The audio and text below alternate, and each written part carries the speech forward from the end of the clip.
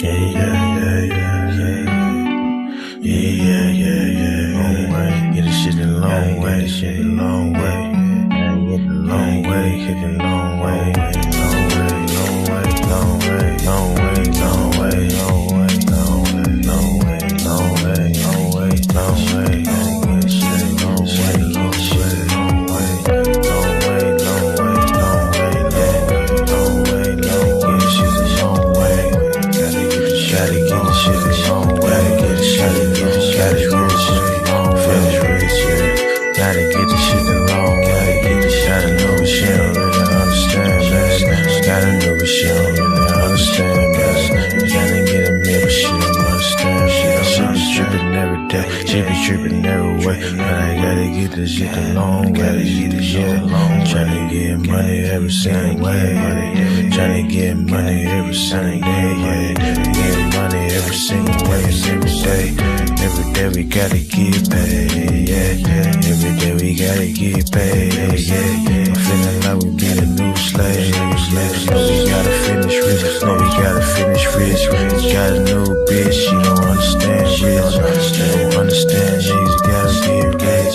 She don't understand, sometimes we got hit lit. No, we ain't hit lit. Tryna get the long way, tryna get the shit the long way. Coach is tryna wrap up a entree. Told you the other day that did my phone strong. We gon' shoot the long way, we gon' get the long way. Get the shit the long way.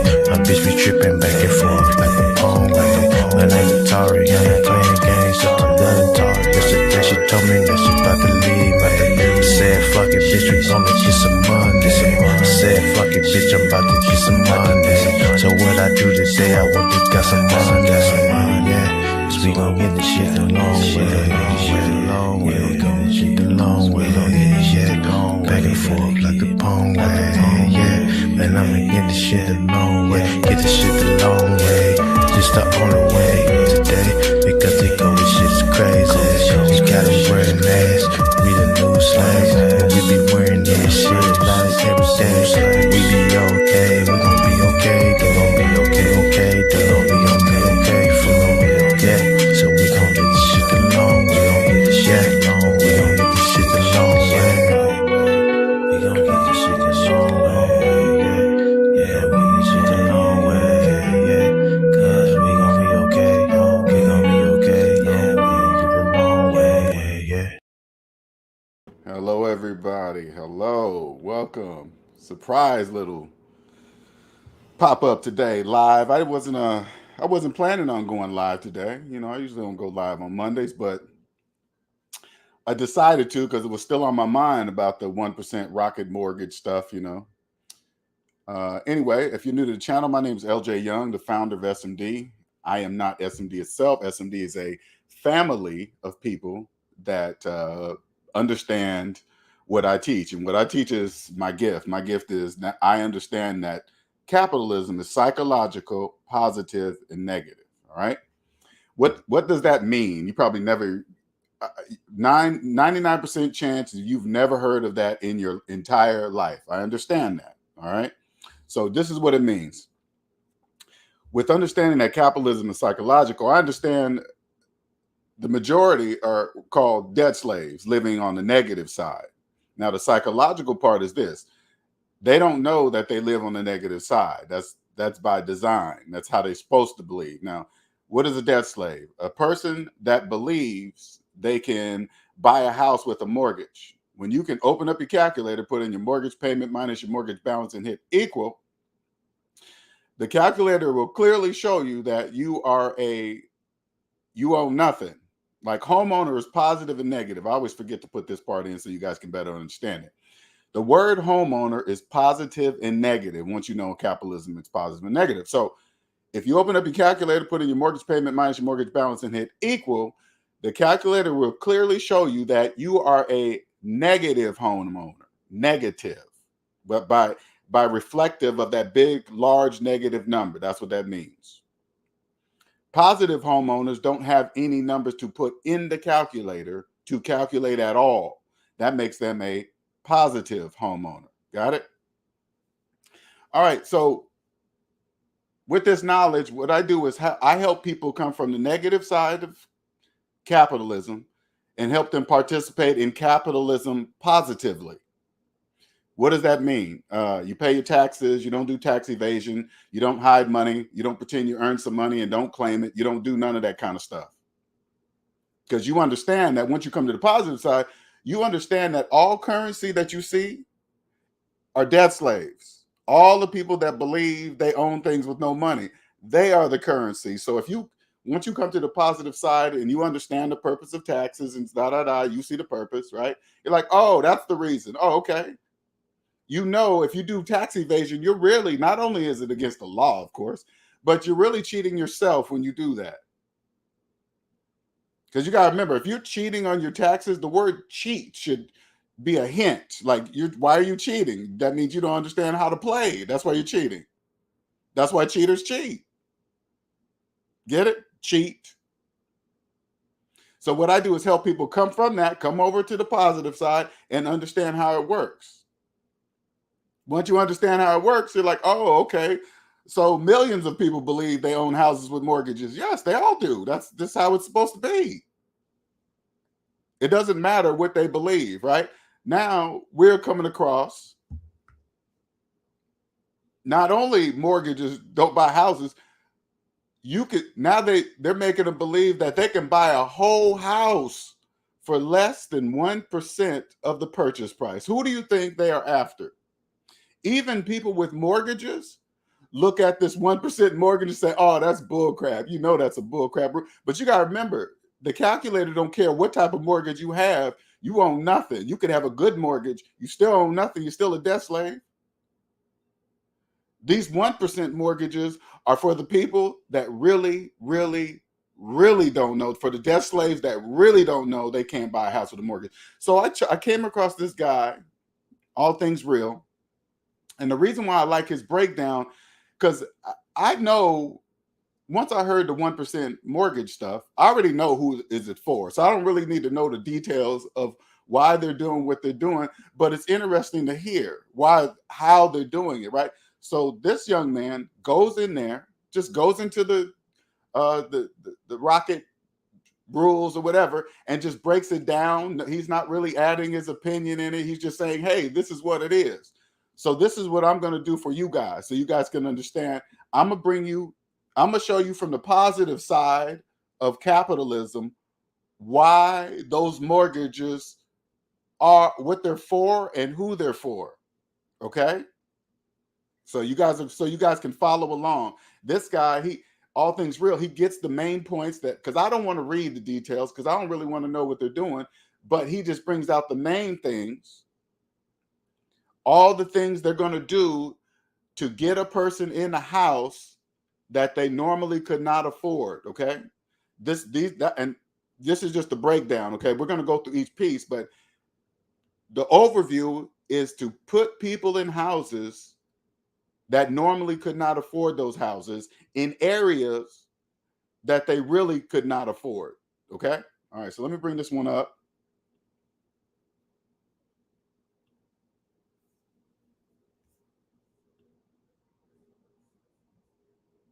So let's talk Rocket Mortgage.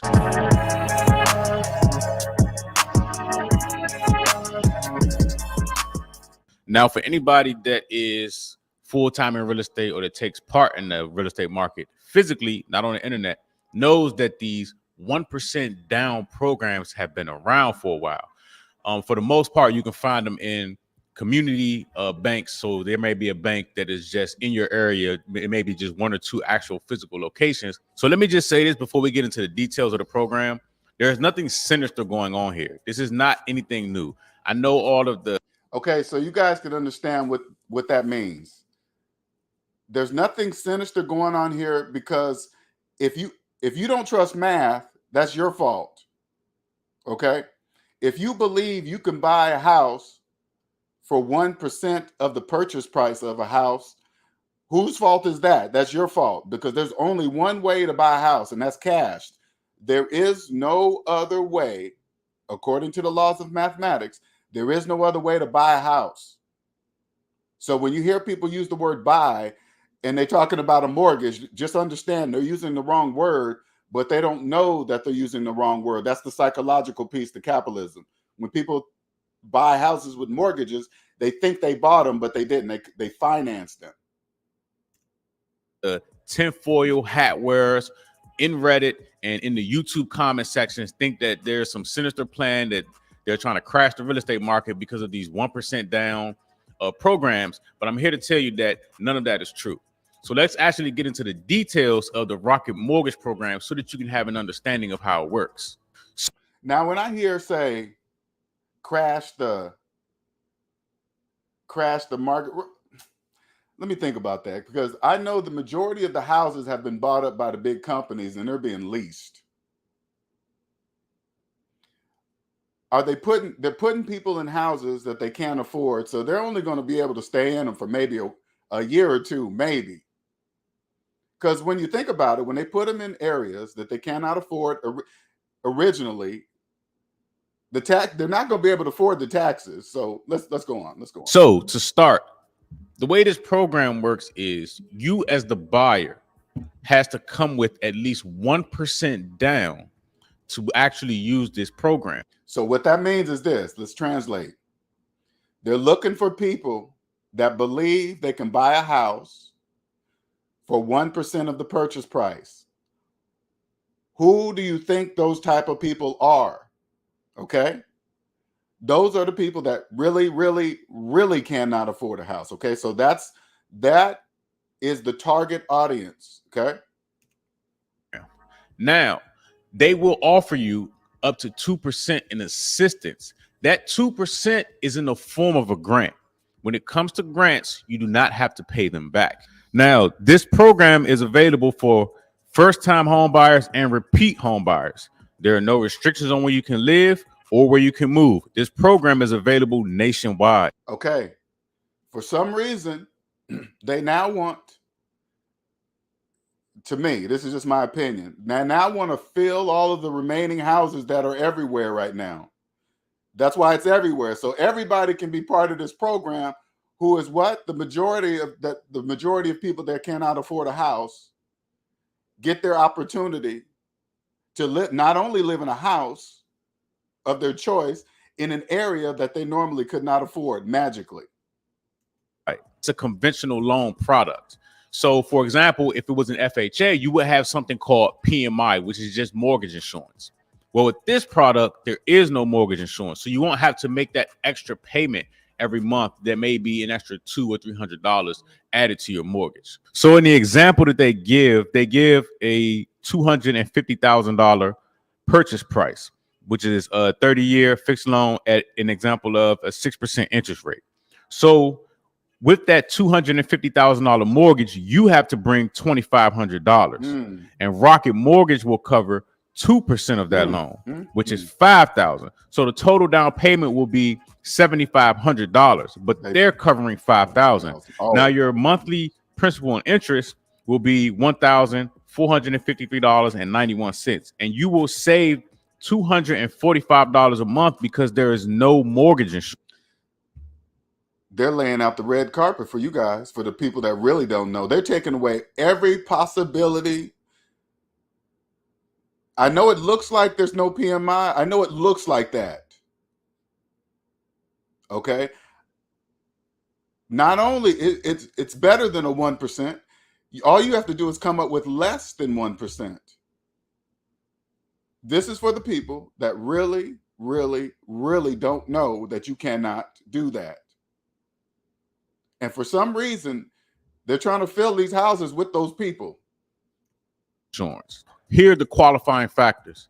If you make more than 80% of the median income for the area you're trying to live in, you cannot use this particular loan product. The example that they give here is a county in Michigan where the median area income is $90,800 a year. So using that example, you cannot make more than $72,640 to qualify for the product. As far as credit score requirements, you need at least a 620. So let's break that down. So you have to make less than the amount You have to make 80%. Wait, hold up. Example, you cannot make more. You can qualify if you make higher than 80% of the. Okay. You cannot qualify if you make more than 80%, not 100% of the money that's required to live. Those people live there because they have 100% of the money that is needed to live there. But if you make you can't make more than 80% of the money required to live there. If you make less than 80% of the money required to live there, you qualify. Who do you think they're talking to? That wouldn't even look at that and say, hey, wait a minute, I qualify for a mortgage. Wait, it takes, people that want this type of loan, they won't look at it and say, hey, wait a minute. You know how much it costs to live in that area? Yeah, I only make this. Yeah, but you qualify. Wait a minute, that doesn't make sense. These houses are like 500,000. I make 50,000 a year, gross. Yeah, but you qualify. I qualify to live over there? Yes. And if they sign on the dotted line, good luck. More than $72,640 to qualify for the product. As far as credit score requirements, you need at least a 620 and higher. And when they say 620, you hear the credit score? That tells you who they're after. Who do you think have 620? Is it 620? they're not just going to lower $72,640 to qualify for the product. As far as credit score requirements, you need at least a 620 and higher. And when they say 620, they're not just going to look at one. You know the people who have 620 credit scores? The people with no money. The majority of people who have 620 credit scores have 620 credit scores for a reason. That means they have no money.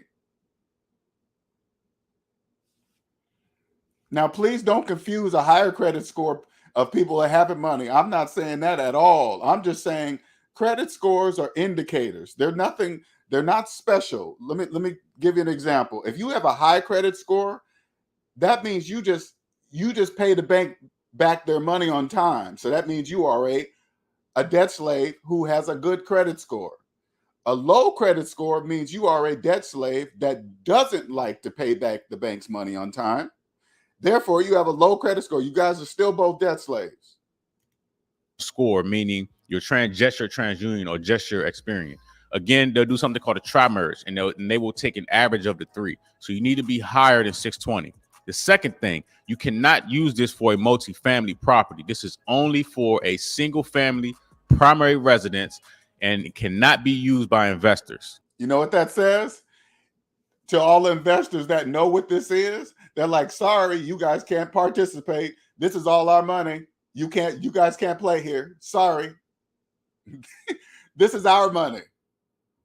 Because the people that understand, the investors that really understand how it works and the true purpose of 1% mortgages, they're just telling them, hey, you guys can't participate because we know, you know, but this is our stuff.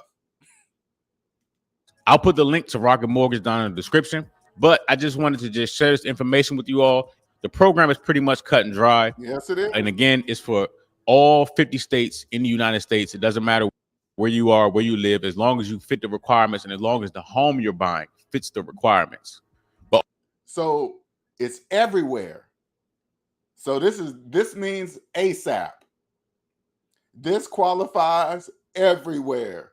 This means that they need to get these houses filled ASAP.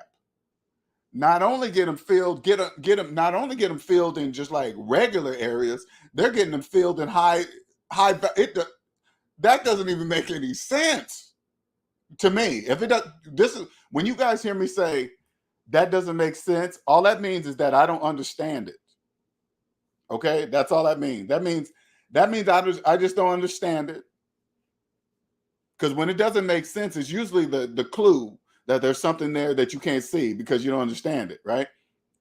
Because like when you hear the rules, you can't make more than 80% of the 100% needed to live in the area that you want your house to be. You got to make less than 80% of the 100% it takes to live there. Because the debt slaves don't know to say, hey, what about the taxes? Do they change? No, they don't change. That's the IRS. That's part of you guys' deal, whatever you guys do with the house. But the taxes, that's a whole different deal. That's a whole different thing. They don't get part of that. Now, if you get into a house you normally could not afford, and you got in there with less than 1% of the purchase price of the house, and then you call yourself a homeowner, debt slaves, you guys got to understand something, okay? Of course, you are going to get a house in an area that you normally could not afford so you can show it off to your friends. Hey, look where we live, and this and that. All the while, you're paying a mortgage. And you got in it with less than 1% of the purchase price, and you think you're a homeowner.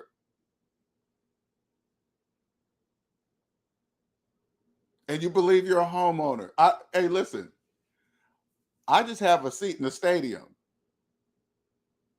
I think it's absolutely amazing. I think it's absolutely, when I see, we here at SMD, we've already been talking about this. We've already been, hey, why are they building all these houses? They have to do something to fill them. And voila, here it is. It's happening now. Just like when Andre said yesterday, soon they're going to be offering, hey, you don't have to pay your mortgage for the first 6 months and 1% down. You know how many debt slaves are going to jump all over that? Rocket Mortgage is already doing it. Hey, you don't have to pay PMI. Somebody's paying it through a grant or whatever. Somebody's paying it. Hey, to get a grant, you don't pay back. What's that mean? That means something. It means something to somebody. And most likely that grant means something to Rocket Mortgage. Hey, they do a $5,000 something to part of your down payment, part of your 1% down payment. That means you're paying less than 1%. See the play with words? They can say 1%. No, they can't say, they can't, I'm sure it's legal, okay? They can't say it's less than 1% legally, because it really still is, because the grant is in there making it the full 1%, but really they're getting you in there for less than 1% because they're doing this grant shit and all this other. That is, you guys have no idea. These are the times that I want to sit down. I want to go to an opera where the majority are white people. It's always, and it has nothing to do with the color. I'm just saying it just is, okay? I'm not saying nothing to do with color because I don't want you guys thinking that. Because I always, when I watch, and the reason why I say white people, because every time I see one of those orchestras, and then they got this band, not a band, you don't even want to call it a band. That's like an insult to them, I'm sure. But they play the violins and different instruments, and they just play music. This is what it feels like. Because I used to always go, damn, why do all white people just sit in there and just listen? That seems corny, or whatever I used to think when I was younger. Now I get it. These are the times you want to listen to that type of music and watch what's happening right now. You know how many people are going to jump all over this 1% mortgage? That's a lot of people, and that's a lot of money. That's a lot of money. Each and every one of them believing they're a homeowner, because only a person, you got to remember, if you're going to sign up for a 1% mortgage, of course you're going to believe that you're a homeowner once you get the house. You're going to believe it. How do I know this? Because you're there.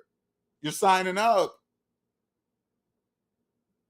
And as soon as you get the house, what's the first thing you guys are going to do? Tell all your friends that now you're a homeowner. You're no longer wasting money on rent. And all you came up with is less. Even the 1% that they're talking about you must pay, you are like 3/4 of that one. I mean, not 3/4, like a quarter of that 1%.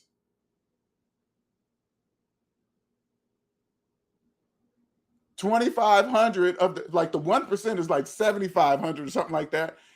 And then they got a $5,000. That means you only pay 2,500. That is absolutely, hey man, that is bananas.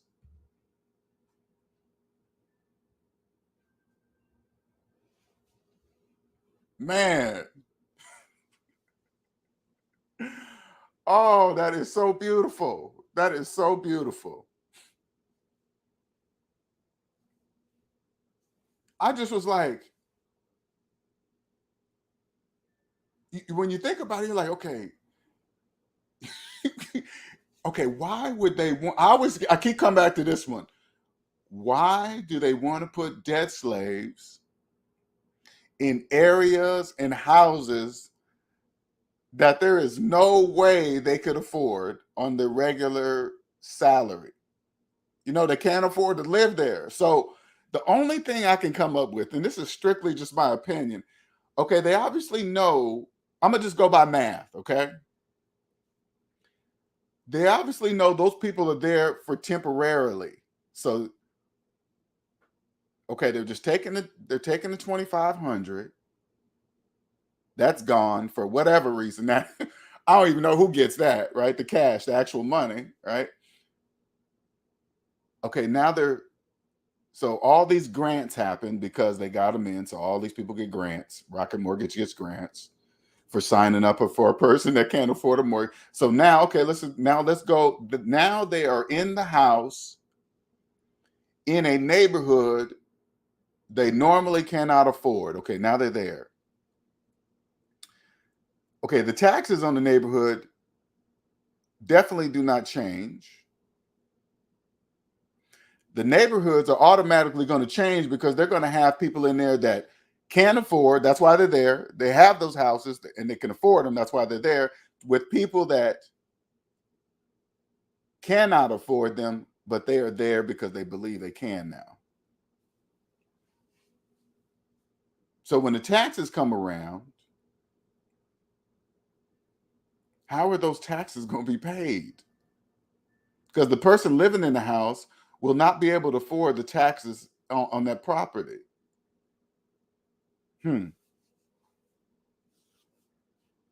So they're going to all be lost. I'm assuming this. Okay. I'm trying to connect the dots. So all those houses they're getting put in, they're going to lose them because of tax liens, because they're not going to be able to pay the taxes. Huh. Guaranteed lose them in it. And because they can't they can't make more than 80% of the money required to actually live in the neighborhood. So they know the people applying for these loans are nowhere near even 80% of the money required to live there. But that doesn't change the taxes of the neighborhood, even though they're the Okay, then what's the upside knowing that they get the grants? Somebody's in them making payments. Oh, because it's a government-backed loan. So they lose absolutely nothing. Not even the house. Interesting. Wow. That's right. The loans are government backed. Interesting. So you guys are paying for everything. Debt slaves, you guys are paying for everything. That is absolutely, but man, that is.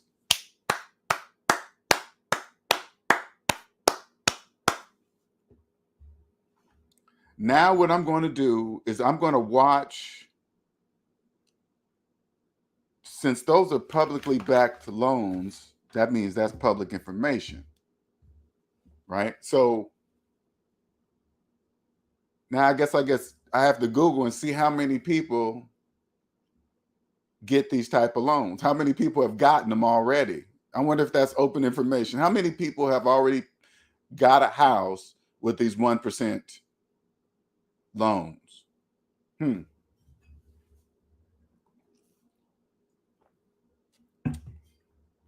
So if you think about it this way too, back to the putting people in neighborhoods they normally could not afford, they're not going to treat the house the same way the people that live there treat their home. That's a guarantee.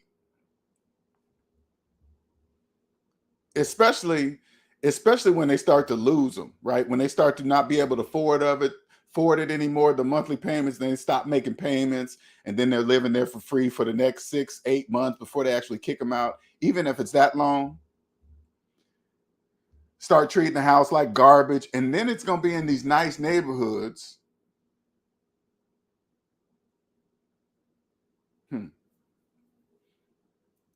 Would that shit bring down the taxes in the neighborhood? Interesting, huh? Or the value? Say like somebody gets a house inside of a neighborhood they normally could not afford, which would most likely be a nicer neighborhood, right? But and say like there's several people in this neighborhood that have now gotten one of these loans in neighborhoods they normally could not afford, but magically can now.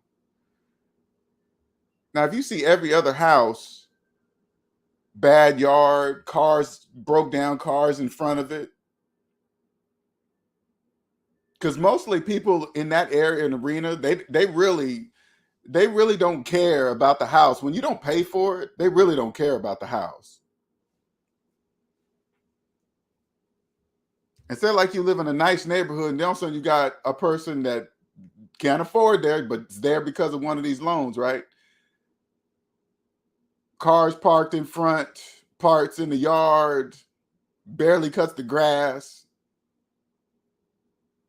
You know, I'm one of those people, like, I'm a homeowner. I can do whatever I want. No, never mind to your neighbors. Don't even worry about them. You know, when you actually pay for a house, when you pay for a house in cash, or you actually pay off the loan, you feel different about that house. I promise you. It's totally different feeling when you finally pay. You did what it took to pay off a house. You did what it took. You did something, like when you pay a house off, you did something that millions and millions of people will never ever do in their entire lives. That's what it means to pay off a house. That's what that means. You broke the mold believing that rent and or mortgage are just something that just happens in every day, every month for the rest of your life. You broke that mold and said, that's not true.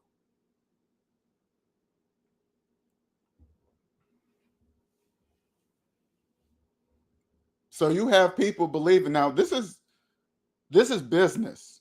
When I break this down and say, hey, this is why they're doing this and that, that's just how it's done. I don't really care. That's how I feel about why they're doing that is irrelevant. Okay, I'm only 53. Okay, capitalism been here well before anybody listening to this. Like, whoever's listening to this right now, capitalism has been here before you were born. It's always been this way. Okay, it's been this way, just different forms of it. So as time evolves, of course they have to evolve with it.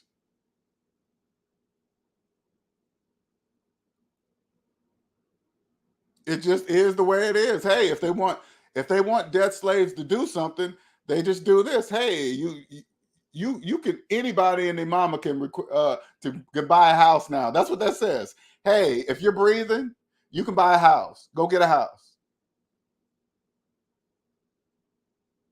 That means the floodgates are open. Hey, go get you a house now. You can be a part of the American dream, because if you believe you can buy a house with less than 1% of the purchase price, you are clearly dreaming. And you get a house and then you show on social media, hey, look, I'm a homeowner. You are clearly dreaming, clearly. I'm just here to say, why do they want you to dream in that neighborhood? Why do they want you, a debt slave, to dream in a neighborhood that you normally could not afford? They're clearly saying, hey, you can't even make more than 80% of the 100% required to live in such a neighborhood, so you can't make more than that. And if you're going, listen, and if you're obviously going for a loan like this, you clearly don't make that much money, clearly. So you are the target audience, and that's called business. Because if you don't trust math, that's your problem. That's nobody else's problem but yourself. And if you have a 620 credit score, you probably have student loan debt, collections, just old telephone bills that you ain't paying. You're waiting to drop off in 7 years. So and so ripped you off, so you're not paying you got the loan for so and so, and he didn't pay you back. He or she didn't pay you back, so you ain't paying it either. None of that matters.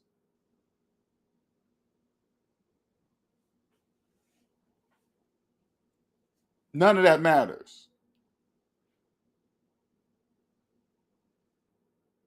Your social security number is your personal EIN number to participate in the economy of the United States. That's your EIN number.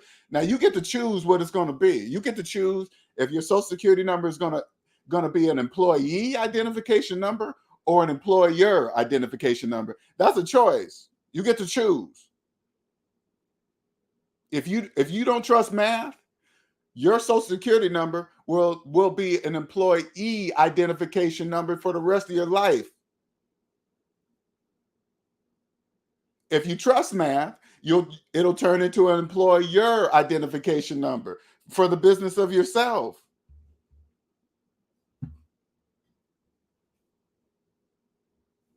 Like the debt slaves that listen to this, all you gotta do is just look at my credit report and say, have you ever seen just click on one of my videos, see my personal credit report, and then ask yourself, have I ever seen a personal credit report like that? And first of all, have I ever seen anybody else's?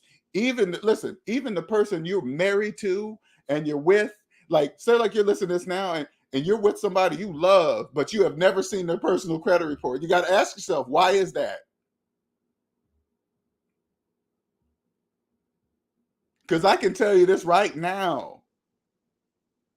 Out of all my relationships and marriages, never once did I ask to see the person I was with their entire credit report. Never once.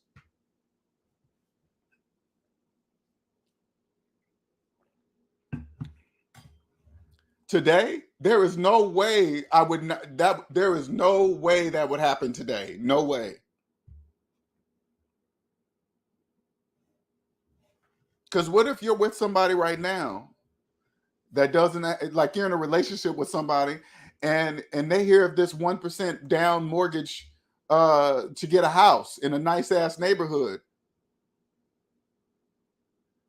and you hear this channel and you're like, no, I just heard this dude LJ said don't do that, but the person you love says this is how we're going to get in before prices go up, before they're out of reach and this and that and blah blah blah. Just start slave explaining and running the program, and you turn to him and say, you know what, LJ said you would talk like that. He said you would say, hey, we'll be able to get in right now while the prices are low, this and that, and blah, giddy, blah, and then we'll refinance out of this mortgage into a lower rate mortgage. All of that is a program. Because if you're coming to sign up for a 1% mortgage, whatever this is, you clearly are not going to have the money for whatever you're talking about doing. You're not going to have it because of what you're signing up for today.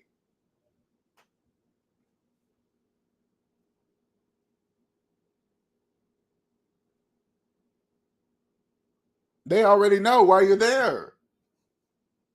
You're one of the people that they need to fill a house somewhere. It doesn't. I don't know why they're doing it. I'm just watching. They're going to connect. The dots are going to connect for me. I'm just not at that level yet. That's all. I'm just like, okay, why do they want you guys to do that? Okay, because that's exactly what you guys are going to do. You guys are going to fill the houses. That's not a big mystery. That's not fooling nobody. Okay, all right. It's like the big companies say, hey, we bought up all the houses that we need, or the bank let us buy. Because, of course, the bank is going to stop them because the bank owns all the houses. The big companies that buy up the houses, they have to buy them from the bank because the bank owns all houses. So the bank probably said, hey, big companies, you guys get to buy up this many houses. Because I was always wondering why they were building so many communities. I was like, damn, they're building these things like hotcakes. I didn't know they were leasing the majority of them. I didn't know that. Now the big companies have probably reached their max, and now they need to sell the rest of them. They need to fill the rest of them because this program is all the way across the country. Everybody. That means everybody's included.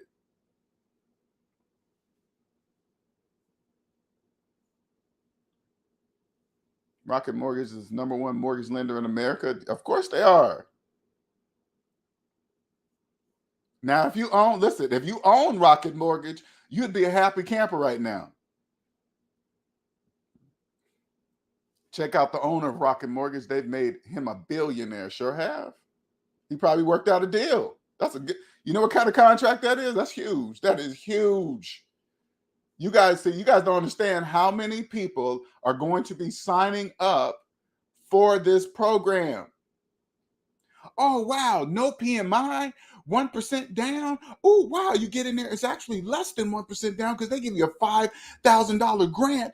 And now it's really 25. Oh, man, just hook you. You don't low credit score. Oh, man, you don't even have to look what kind of house we can get. And hey, man, the red carpet is laid out. They're making money on the front end with the closing costs and making it on the back end with the increased interest payment. Everything. Listen, can you imagine how front loaded this mortgage must be? Everything. They must have everything packed into the first. Because I say people like this, they don't know what that is. I'm going to give them 2 years maximum of living in one of these houses. 2 years maximum. So everything must be front loaded in those first 1 to 3 years. Everything must be packed in there. All the interest, all the PMI grants, everything must be packed in there. Because they know that the chances of a person getting one of these mortgages lasting 5 years is highly unlikely. Highly.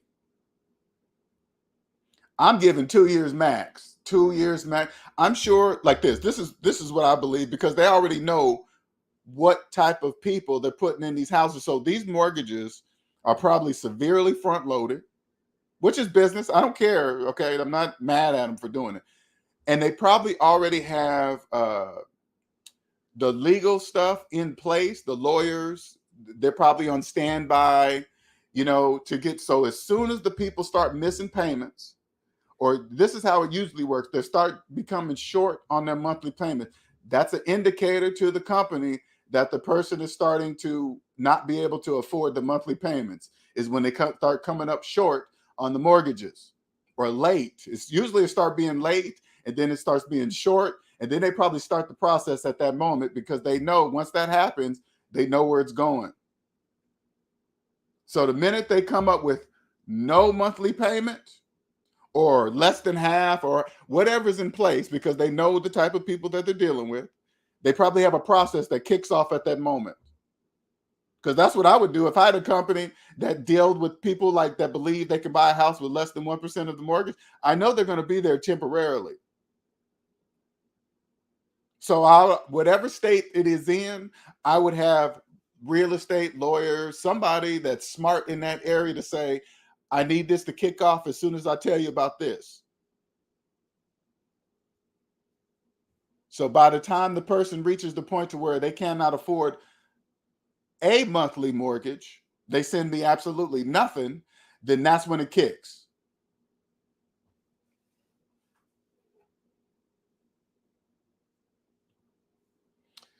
And when they eventually get evicted, it won't take that long to fill it back up. Dude, they lowered the standard so much to qualify. Exactly. Can you imagine the turnover rate? I would have house cleaner repairers on standby. Somebody to come in there, take care of a house, fix it back up, get that shit ready within like a week. So I can get it back on, kick the people out. It's redone in a week. It's back on the market before the end of the next month.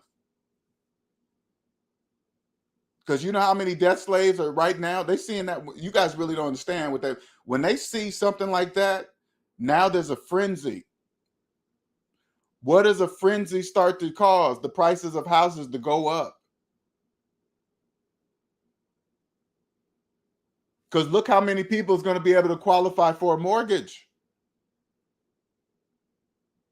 So now we should start seeing the price of houses. Oh, there's nothing left. Of course there's not.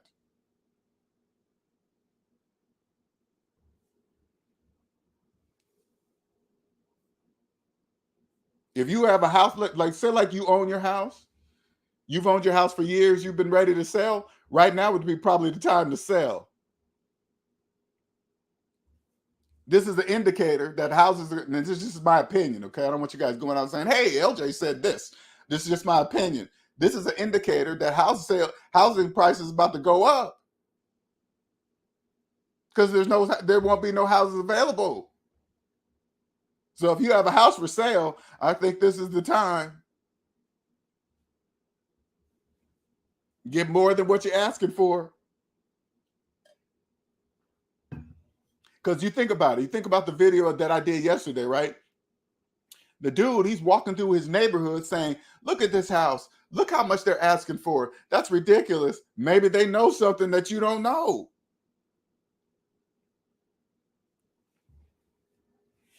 Maybe the people are asking for $4 million because they know it's about to happen. There's about to be a frenzy on houses, and people are going to be moving in areas that they normally could not be able to afford. That's where they're going to be.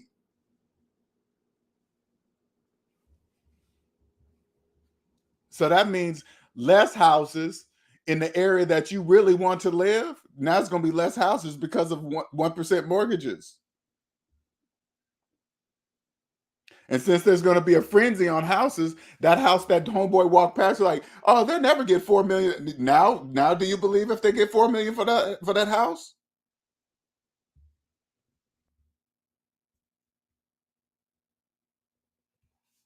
And remember, these houses are all government backed. Nobody loses.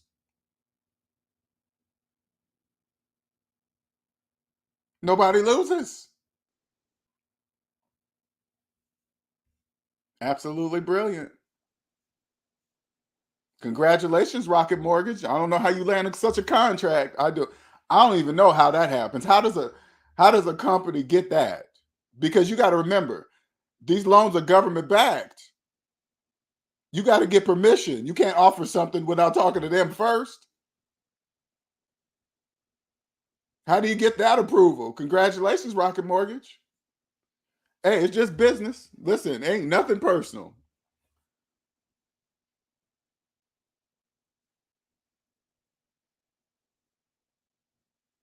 Absolutely brilliant, man.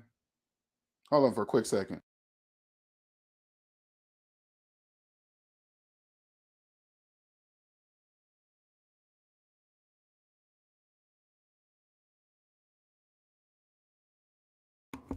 Absolutely amazing. I bet they make more money all in the back end. Closing costs.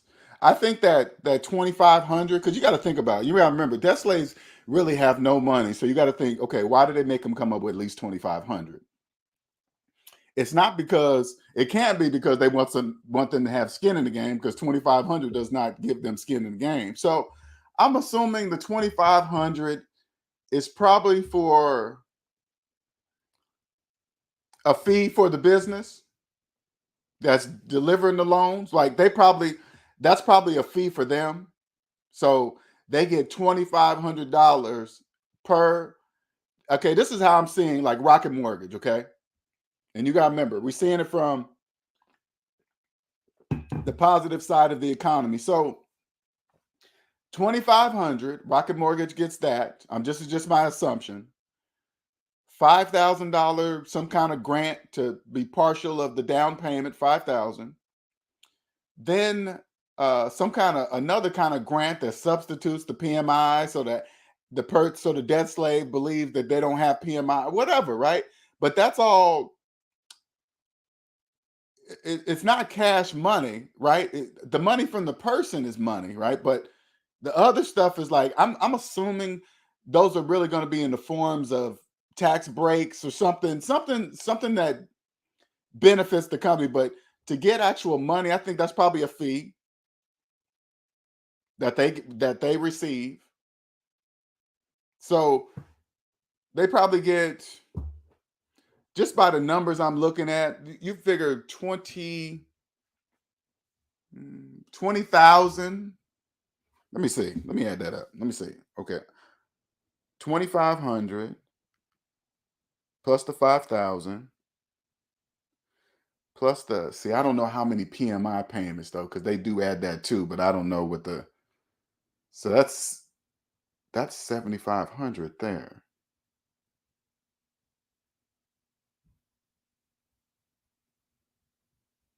That's 75. So between the 2,500 that they pay and then the 5,000, that's 7,500 right there. That's the 1%. Interesting. That's the 1% of the 7,500 is the 1%.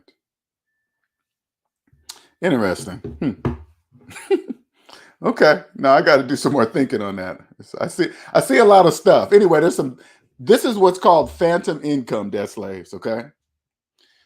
One thing, if you're in debt, you cannot receive tax breaks because you're in debt. Okay. So they call it phantom income because it's phantom to those who are in debt. Like, you hear me talk about it and you hear me say it, but you don't really understand what it means because you're in debt.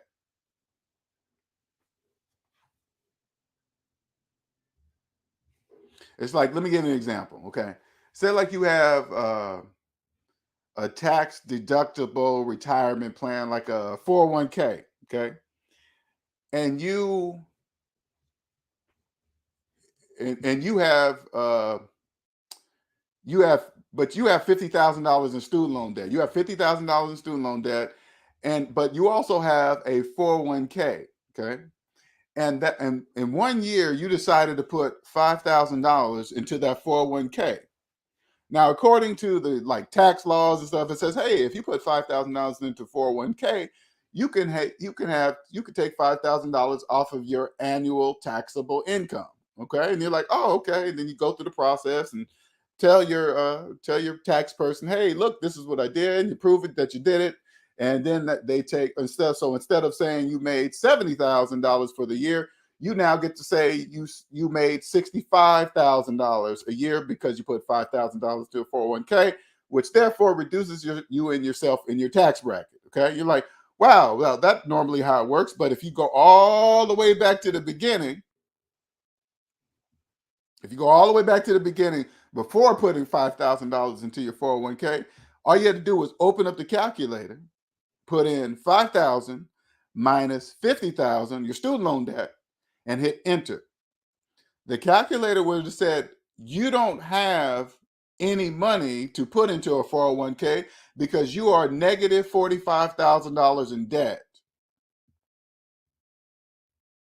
So you don't have $5,000 to put into a 401k. Therefore, you don't have any money to put into a 401k that would be able to reduce you in your tax bracket. See what I'm saying?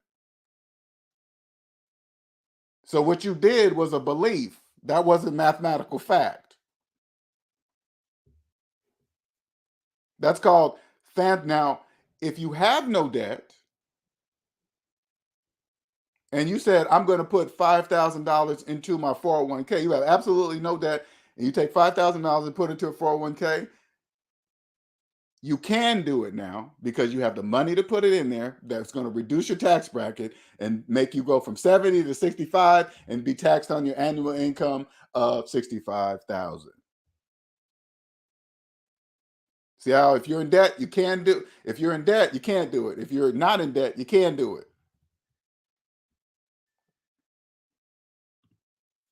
It's Memorial Day. Beware taking your mask off at a barbecue can lose some friends and friends.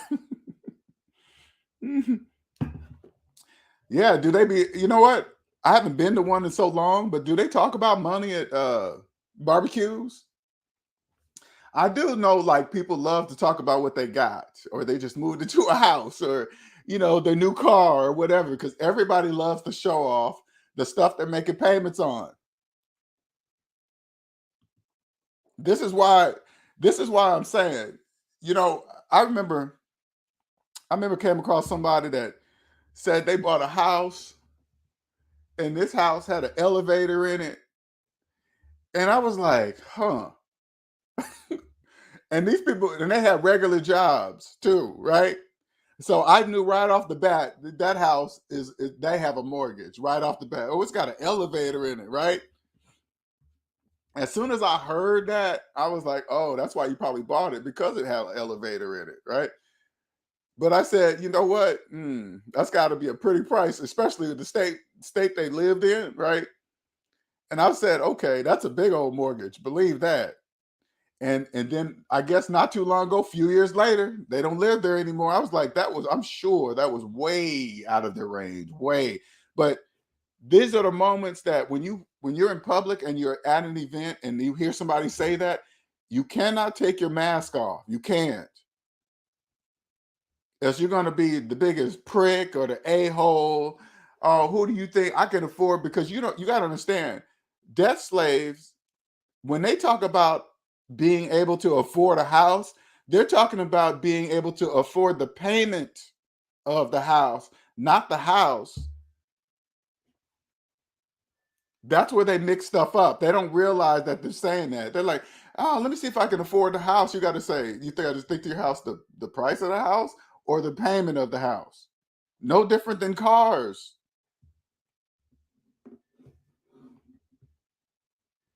You think people with financed electric cars, do you think they know they're not saving any money on gas or electricity or whatever they think they're doing? You think they know that?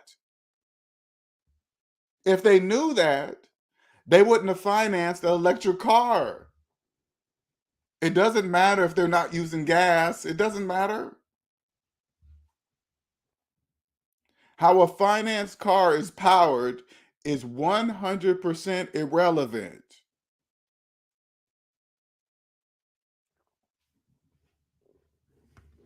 And I always say this about the electric cars. You know what debt slaves really have lost the most of? They're like, hey, at least we're not spending money on gas, and we're not, you know what they're losing the most of? And they don't even know this. Listen, the time in their lives.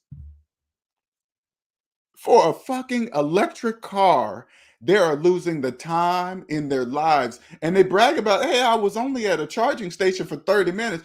30 minutes? Oh, it took me about an hour to fill up the full. An hour? Now you go up to a person, there's a whole bunch of videos out on TV right now. I mean, on videos on YouTube right now. You just go and say, hey, man, would you wait at a pump? Would you wait at a gas pump for 30 minutes to fill your car?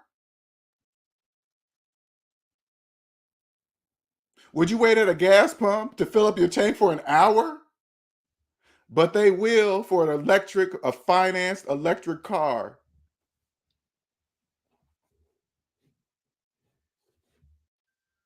Do you know how much money is going to be made off of these debt slaves? They're going to set up shops and stores if they haven't already. All you got to do is build a business around each Tesla supercharger. Just think, if you set up a business within walking distance of each Tesla supercharger, do you know how much money you will be making? These debt slaves are trapped at the charger, trapped. They're there even longer if they happen to pull up right next to, say like it's packed, like say like the chargers are packed, right? I've heard, and this is just what I've heard, I heard the chargers go slower when they're next to each other or some stupid shit. I'm like, hell no. Those are the same people, listen, those are the same people going to get mortgages for 1% mortgages. Those are the same people. This is going to allow, now we are able to get into the market while it's at this whatever bloggity blah blah blah. We're there.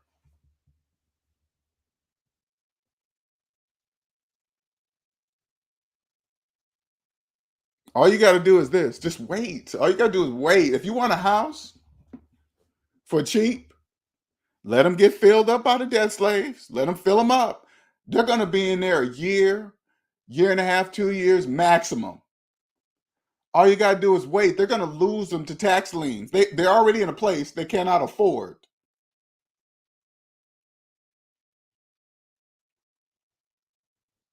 That's going to cause, and then when the demand goes up, so do taxes. And guess what they're not going to be able to afford? The taxes that they caused to go up by going in a neighborhood that they couldn't afford.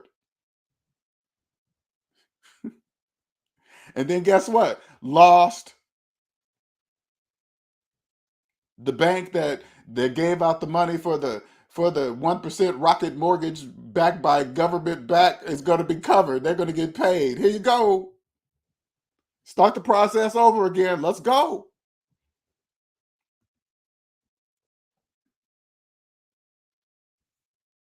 Because you got to remember, the more people that are allowed, the more businesses that are allowed to do these 1% mortgages, they're in competition with each other. They got to keep track of who's getting kicked out soon. Because once they're kicked out, now they're back on the open market to say who's going to get them, Rocket Mortgage or the other company's going to get them.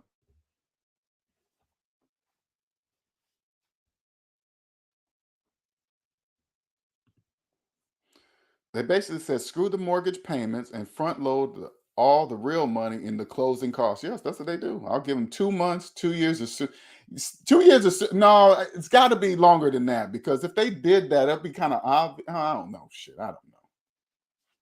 I do not know. I'm just watching, because you guys know me who follow me. I'm not even claiming to be at that level. I'm just going by what makes mathematical sense. Obviously, they're doing it for a reason, right? You take a step back to the positive side, take your feelings out of it, and you say, okay, why do they want the, okay, so they obviously want to fill the remainder of these houses, because 1%, less than 1% down on a house is obviously going to fill houses up quickly. Okay. Are they doing it? Maybe they're doing it to drive up housing prices, because that would give the illusion that there's not enough houses to go around, because the majority, not, you got to remember, the majority of them have been taken by the big companies leasing them out. So now we're talking about the remainder. So now all of these people going for the remainder of the houses that are actually left look like the demand is going up or something, whatever. I don't really care. You know, it doesn't matter to me, but that obviously is going to drive up the price of houses.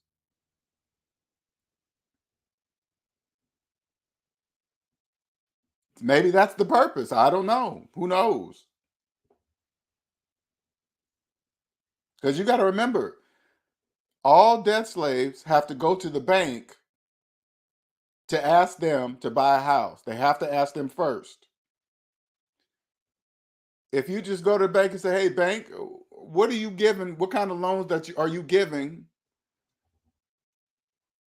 Well, actually, you don't be, that's the FHA. So you just go look up the FHA specs. Actually, you could just do that, because These are most definitely FHA specs, right? So you just go look at FHA specs and say, this is how much they're loaning for this area. Say like you have a house in this particular area and you want to sell it, and all you got to do is look on the FHA specs and see how much you can get for your house. Because there will be a debt slave happy to use this loan to buy a house that they normally could not afford.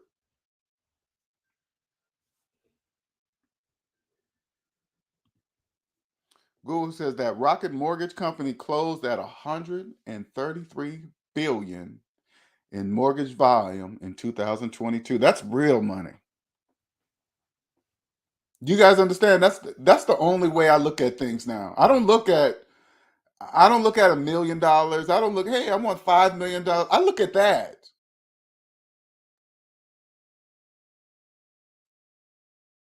You guys got to understand something. So you guys, especially you're new to the channel, when you become free, when you own yourself, at that moment you start looking at money very differently.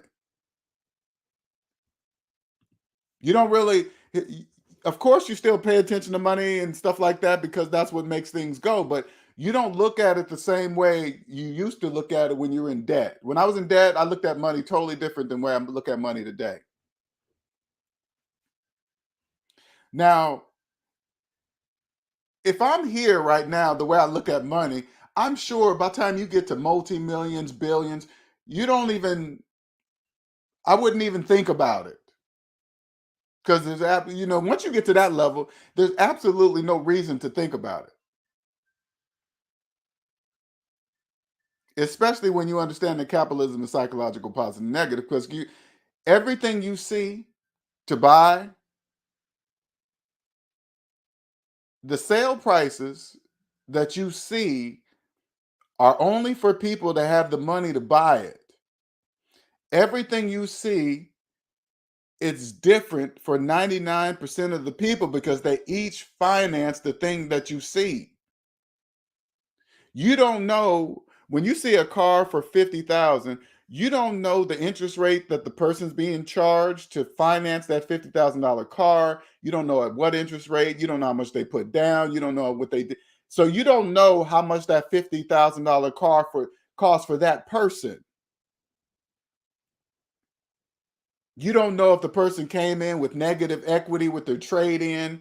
You don't know how much in taxes they pay because you guys got to remember the cost of each car is different for the person who finances. So everything else is going to be different. Even your taxes are going to be different. The tax you pay in an amount because you guys finance taxes too. So once you understand that, you look at everything. You say to yourself, that goes for a refrigerator. That goes for a stove. That goes for some solar panels in the house. Yeah, they finance everything. So everything is a different price for everyone.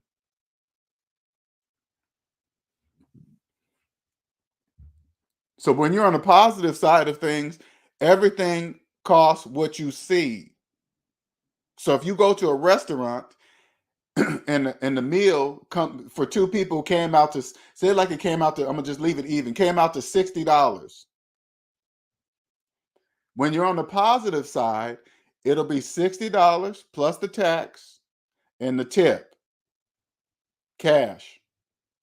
For you, you pull out a credit card and it's everything the same as what I did, but you financed it because it's your interest rate. So they take everything you just did, 60, tip, blah, blah, blah. Now you pull out the credit card, it wraps all that money up and then puts an interest rate on top of it. So not only do you finance the taxes, you finance the tip too. You finance the whole meal. You finance the meal, the tip, and the taxes at the interest rate of your credit card. Because you guys don't pay off your credit cards at the end of the month in full. You guys make payments. So that $60 meal is probably going to end up costing you $600 by the end of 3 months.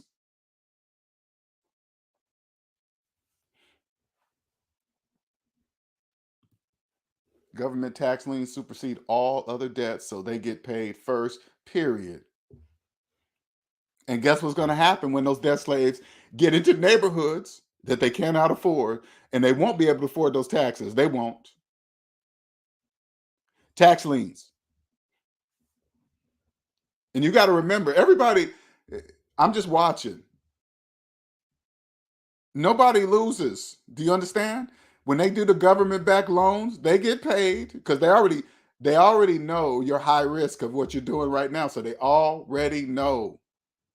So as soon as you do not get paid, they say this person's out. Here's the remainder of your money bank for doing this loan in the first place. So they get to keep all the payment money and the money that they invested.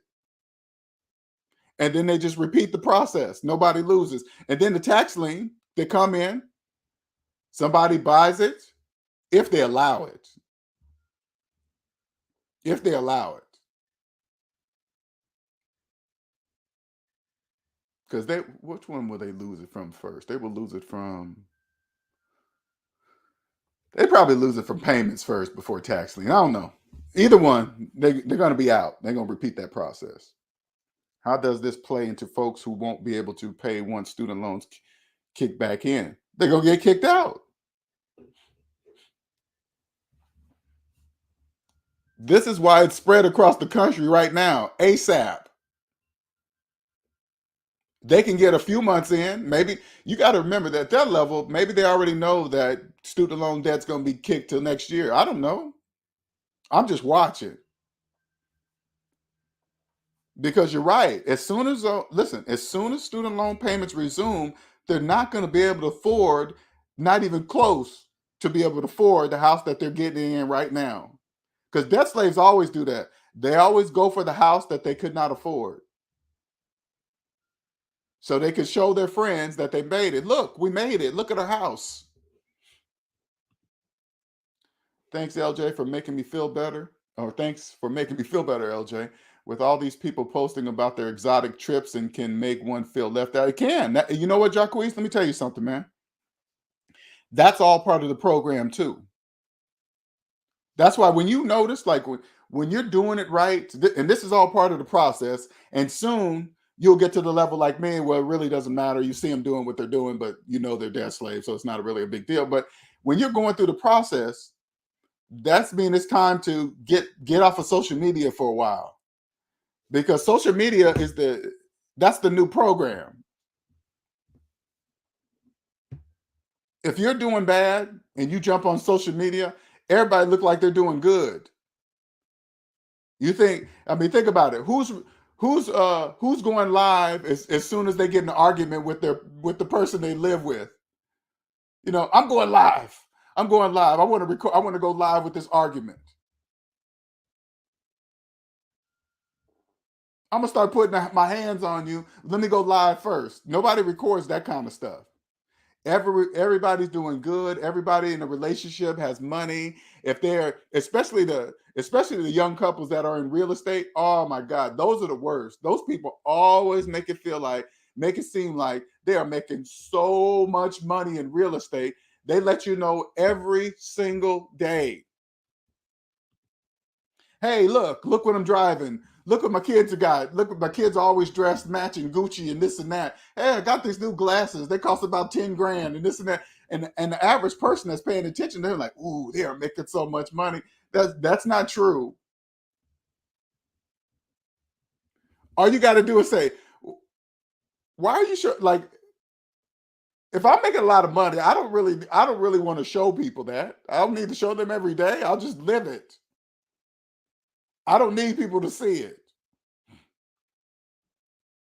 People won't know I'm making multi-millions of dollars unless S&D goes public. But as long as it's private, I'm going to be like the NFL owners. The guys that own the NFL, the people that own the NFL, you don't know how much money they're making. That's private. Because think about it. A person with one of the owners of the NFL could outshine everybody on social media. Don't you stop and say, hey, why don't those people show off? Because they know they don't have to. There's no reason to do that.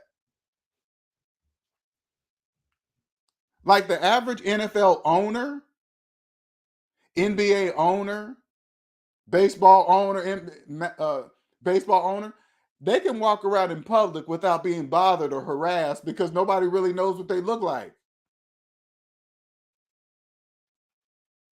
See, and that's what a lot of people forget. You forget the most thing, like a popular person, a star. You guys have no idea what they miss the most and what you guys have every single day.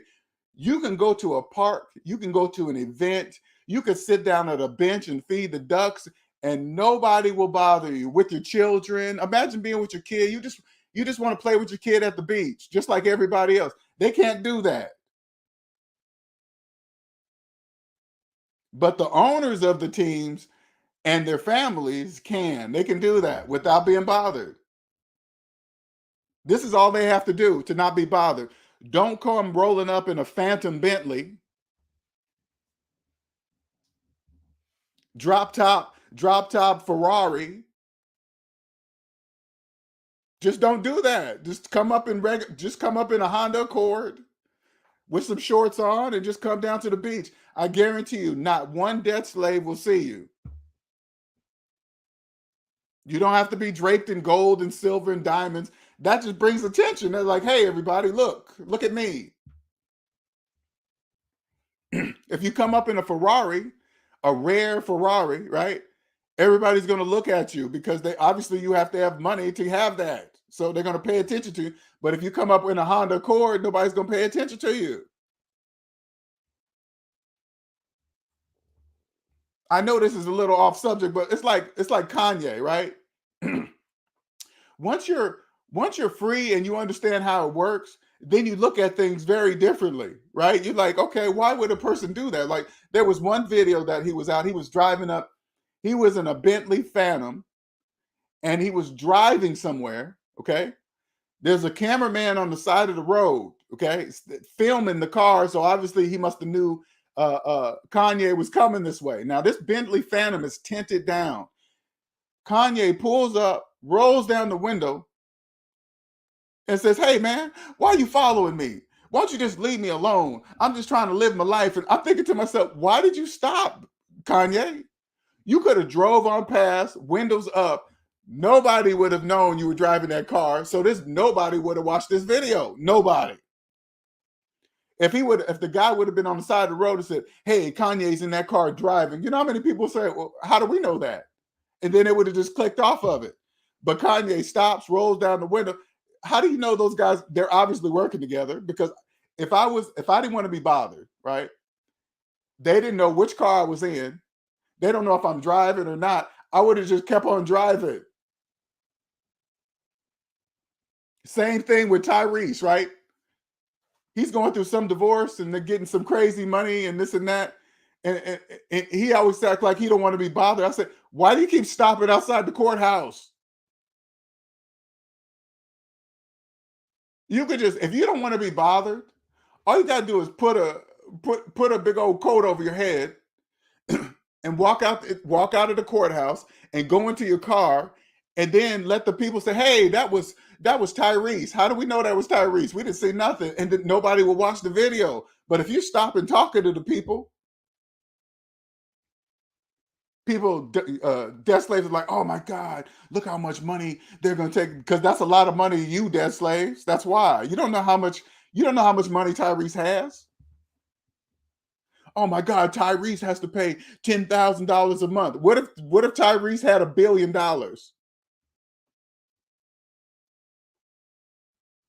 What if Tyrese had $1 billion and he was ordered by the courts to pay $10,000 a month to his ex-wife? Would that be a lot of money? That's like $10. That would be like $10. It all counts on your perspective. Let me give you an example. I'm going to use myself as an example, because men always like to complain about child support. Oh, the system is against me. Look how much they're making me pay, blah, blah, blah. That was me. I did all that. I was doing all that. And I had to pay $1,100 a month for one child. $1,100 a month for one child. Yes. Sure did. Guess how much I was making? 160,000. Now I was complaining. I was like, "Oh my God, that's a lot of money, this and that." And you know why I was complaining? Because I was in debt. That's why I was complaining. Because I was in debt. Now, if I was ordered to pay 100, if I was ordered to pay 1,100 back then with no debt, that would have been nothing. What's that? 13, 14, 15,000 a year out of 160? That's nothing.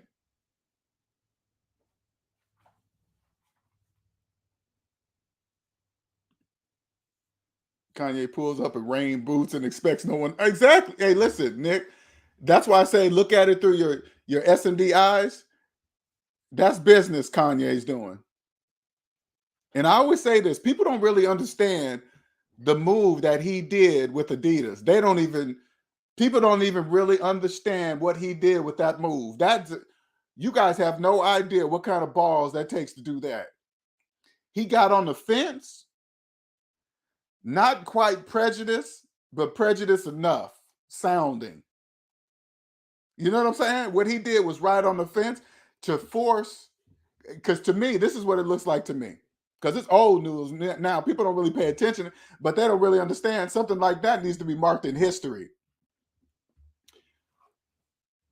He did something that forced them to break he probably just wanted to end the contract with Adidas. You guys are kidding. He probably really realized how much money they're getting off of his product and said, okay, I want out. And his contract probably lasted another 10, 15 years. He was like, nah, I'm not waiting that long. I'm going to do something that will force them to let me go. So while everybody's talking about, oh my God, what's the name went from a billionaire to a millionaire, it's like, you guys don't even know the long-term thing he did. He's looking long-term. Everybody's looking for that immediate money. People don't really understand that even though it's a lot of money, you're still owned. They own you. It doesn't really, it's like, it doesn't matter how much a person is paying you if they own you. People don't really even get that. But that move he did, oh man. Freed himself, freed. When you see those 90s or early 2000 Hondas, all stock, no rims, looking and running like new, that's high. That, you know what? That is true. That is very true. Because I always look for that. I look like, and that's why, like, you guys don't know, I have a 1995 GMC Yukon 2-door, right? But I keep it really, really clean. And this is why. Because it says something. You could see if you see an old car, but it's really, really clean. And it's not clean because of it got nice rims on it. Just like you said, stock rims, really clean paint job. You look inside of it, the seats are nice, look like they've been redone. Obviously, it had to be because if it's this long, right? That's a sign of somebody that knows. Because I know when people look at my truck all the time, and then they see a guy in there with a gray beard, and then they see a 1995 truck looking that clean, they're like, oh, okay. It's not loud. I'm sure it tells other people that also know, oh yeah, he obviously knows. Because when you got to think about it, when you have no debt, okay, that means you have money to get things fixed on a car that you own. So say like you own an older car and the paint job is getting bad. You just put it in the shop and get it painted because you have the money to get it painted. If the shocks start to go out or something goes wrong in the engine, you put it in a reputable shop, not somebody that, oh man, let me do it backyard Bob. No, you take it to a reputable shop and say, fix it. Somebody that backs up their work with their business name. Because trust me, when you own your business and you believe in your business and your name is in your reputation, that's what I do with S&D. All of that is important to me. So whatever your customers come, you give them the same service because you want them to understand that you're here to help. My work is good. This is why I charge what I charge. Because trust me, when you get on the other side, when you get out of the negative side and get to the positive side, when you find somebody good at what they do, you pay them for what they're worth, because as soon as you pass your money to them, you know you're going to get what you're paying for. No question. Because ain't nothing worse than paying for something. You know, you get something fixed on your car and it's still not doing something right, or it's clickety clanking, or something it wasn't doing before you got fixed. You want to take it back to a reputable shop and say, hey, okay, what's it doing? What wasn't it doing before? Okay, we'll look into it, check it out, see what happened, blah, blah, blah. You get to one of those places that don't give a fuck. Oh, you're just trying to get over on us. You're trying to start something else. No, we don't do that. Once you start, no.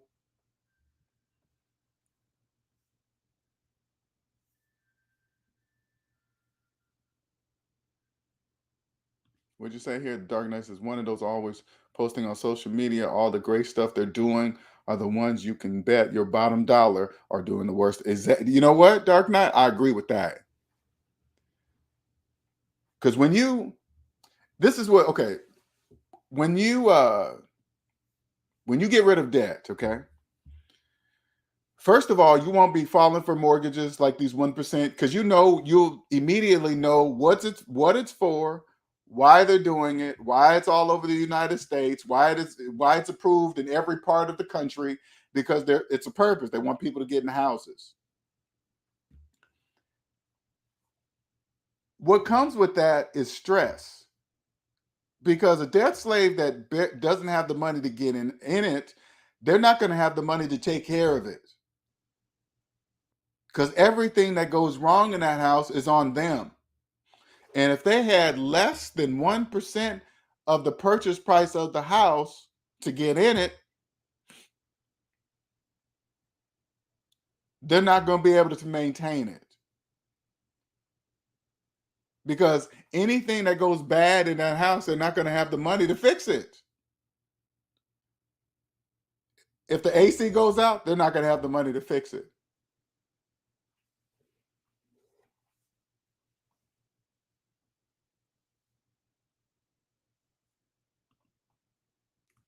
I forgot where I was going with that. Any questions?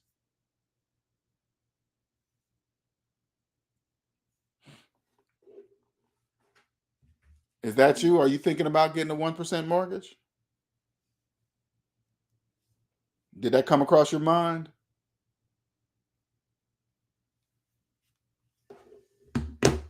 Did you say this is the opportunity for me to stop throwing away money on rent? Is that you?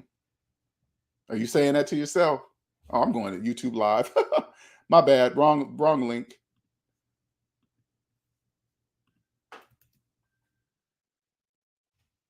Is that you?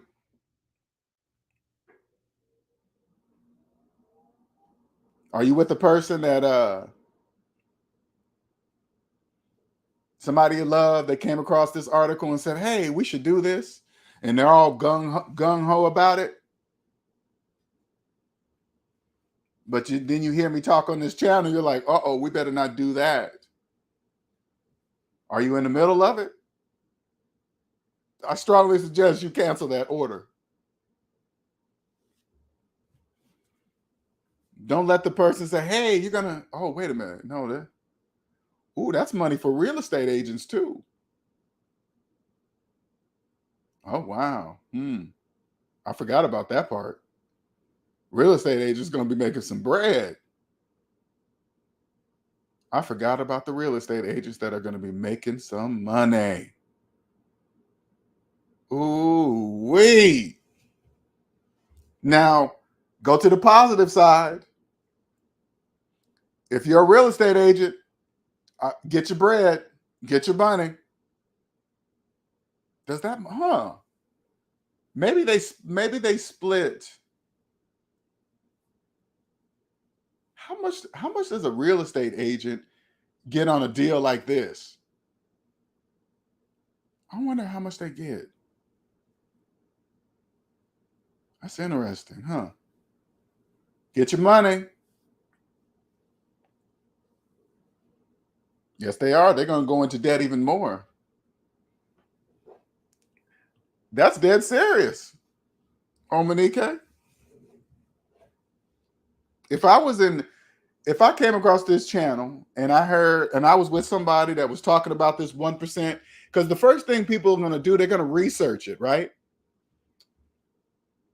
So, if I was in the middle of research on YouTube and I came across my video and they said, don't do it, and here's why. And then I go to my partner and say, we shouldn't do that because we are deep in debt and we cannot afford a house. And that person says, oh, no, F that. We're not going to be sitting here renting forever. You know how long it'll take us to pay off all our debt? By that time, houses be sky high. We'll never be able to run in this. And then they start running the program so much you got to slap them to stop. Not literally slap them. I'm just saying figuratively. Because they start running the program, they won't shut up. You got a decision to make. Are you going to sign on a dotted line for something that you know is not going to work? Because if you sign for a loan like that, it's not going to work. That's a guarantee. That's not going to work. None of that's going to work. You're not going to own anything.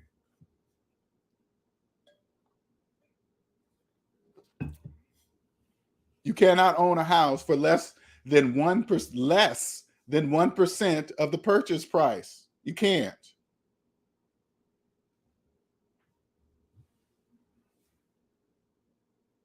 That's what it is. Now imagine if you understand this SMD and your real estate and you sell real estate. Can you imagine how much money you could be making right now? You could be making some money right now.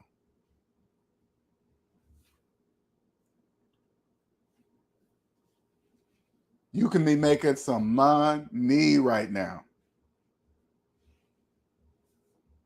Just because I'm saying, hey, it's a bad loan or whatever, that has nothing to do with business. That's just how I feel about it, okay? And my feelings don't count. This is what I'm saying. I know I couldn't be a person who sells houses and sell a mortgage like that. I could not do that. That's why I'm not in that field. But it has nothing against the people that can, because it's business. It doesn't, because that's a feeling.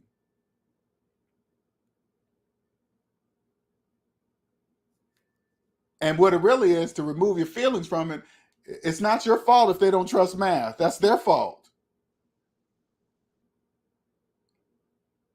So if you're a real estate person and you sell a house to a person with a mortgage, with a rocket mortgage with 1%, less than 1% down, congratulations to you. Especially if your payment is a percentage of the sale of the house. Congratulations to you. Everybody gets paid. Everybody.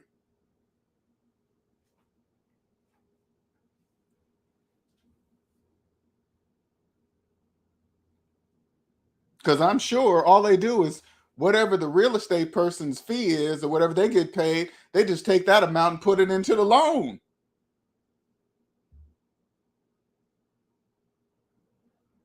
You better believe everything gets wrapped up in that loan. Everything. If you coming in thinking you're going to buy a house for less than 1% of the price, you are paying for every single person's involvement, business, everything.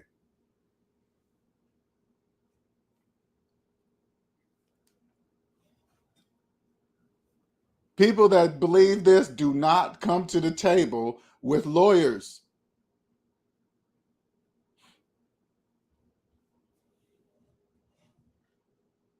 You can go up to a debt slave and say, hey, would you buy a $250,000 business without consulting with a lawyer to go over the paperwork? They were like, hell no, I wouldn't do that. Then you said, then why would you do that with a house?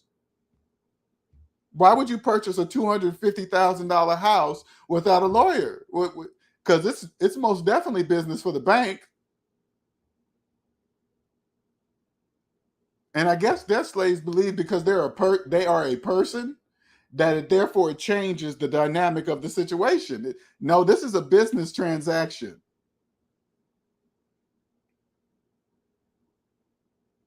let me consult with a lawyer to see if this lawyer tells me if this is a good deal or not. Let's just go with the lawyer.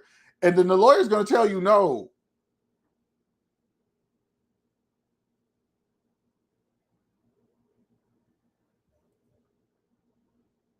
But if you have less than 1% of the purchase price of the house, that means you don't have money for a lawyer. Because even a lawyer's fees are going to be more than less than 1% of the purchase price of the house.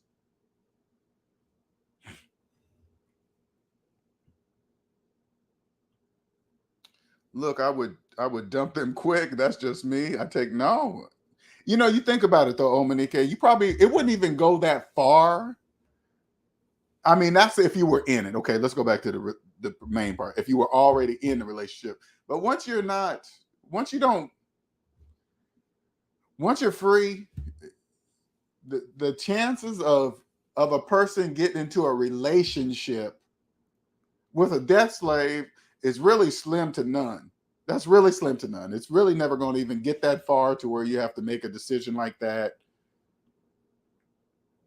It only makes sense if they walk in with goal of paying it off under 10 years for like a small $107,000 house, but the focus on payments. See, I think that's why they put that rule in there, right? So say like somebody says, just like the way you're thinking, what if I do this? What if I go into a neighborhood? Say like you made $100,000 a year, but you decide you're going to go for a house within your price range. Say like the house is in a not so popular area, let's just go 100,000. That rule, that they put in there will exclude you from doing that, because if you're going into a house in an area where a house costs $100,000 and you make 100,000, they're going to say you can't use this plan because you make more than 80% of the median income of people that live there, which will prevent you from doing that.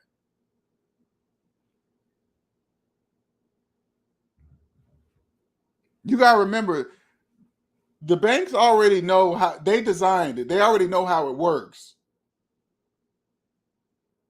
They know what debt slaves do because debt slaves own nothing.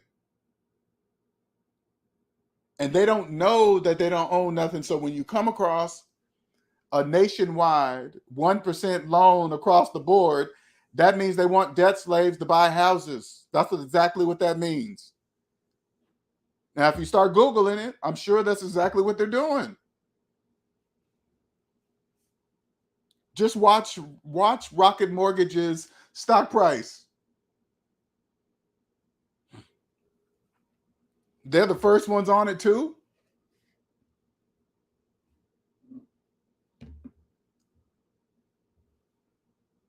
Not even Rocket Mortgage knows what the decision of the president's going to make about student loan debt.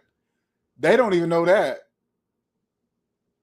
So they got to hurry up and get the money while they can get it, because if the student loan payments resume, that comes to a stop. Or they'll say, or they might have it planned. They might say, soon as the student loan payments resume, they'll say, hey, if you get in with this mortgage, you don't have to pay 6 months from now. Your first payment is not due for 6 months. That'll make a debt slave say, oh man, I will have enough time to save up the money to do this and that and this and that. And then they'll go into the house. And you guys got to also remember, this, okay?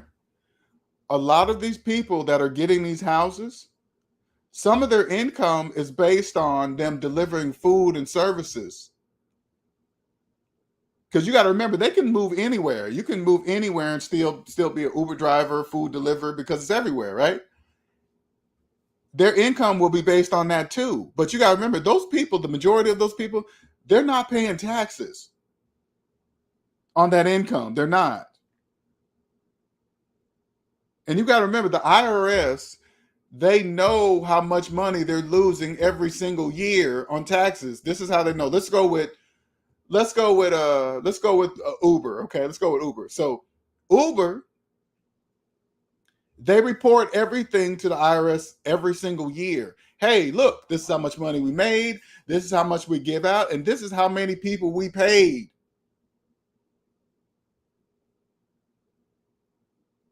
This is how many people we paid. IRS looks at that and say, wow, okay, based on that many people, we should be receiving this much money in tax revenue. But they're not. I'm sure it's far, far, way less than the easy prediction. You can see how much you're losing. Uber says we pay this many people. All right, this many people equals this much in tax revenue, but this is how much we're getting. Now you add that from Uber to Lyft and to all the other delivery companies that the people work for that are not paying their taxes. That number is real. That number cannot be hard to add up. That can't. And I'm sure it's a lot.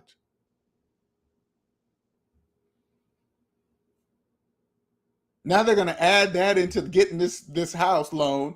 And then when student loan payments resume, the IRS comes knocking on the door.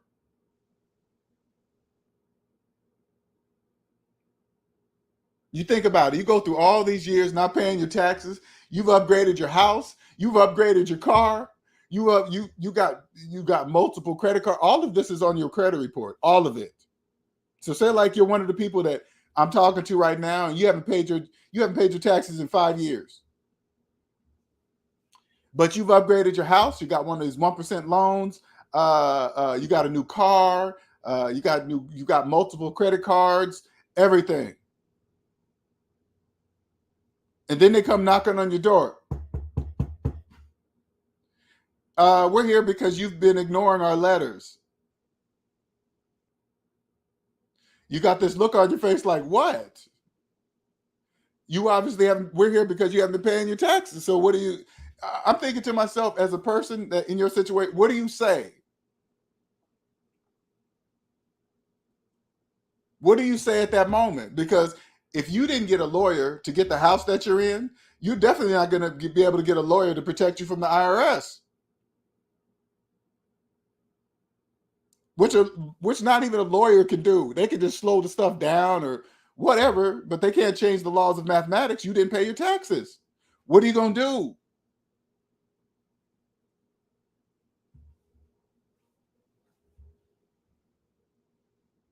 Guess what you're not going to be able to do? Not pay your taxes. You're not going to be able to pay them. And guess what that means? You are now owned by the IRS until they get all their money back. Plus interest.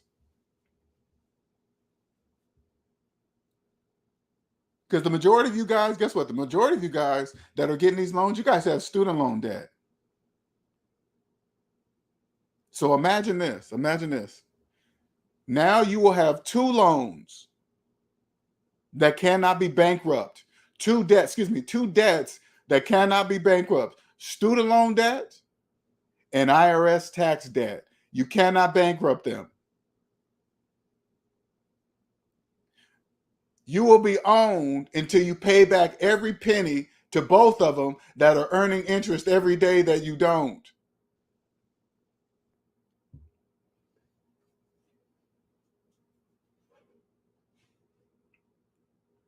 Now, if say like these two debts were like ball and chains that could be attached around your ankles. One's the IRS debt, and one's the what's the other one? The student loan debt. What if these things were physical? How fast would you pay? Hey, how fast would you pay off that debt if they were physical chains with a ball of five? Let's go lighter than that. Two-pound balls at the end of the chains, but you couldn't take them off until the debt's paid back. How fast would you do that? Imagine say like you were one of the people that are thinking about signing up for these 1% loans, right? What if to get one of these loans, what if there was a physical ball and chain attached to your ankle as soon as you sign up for one of these loans? Would you still get it? They say you can't take this off until you pay back every dime of this loan. Would you still get the house?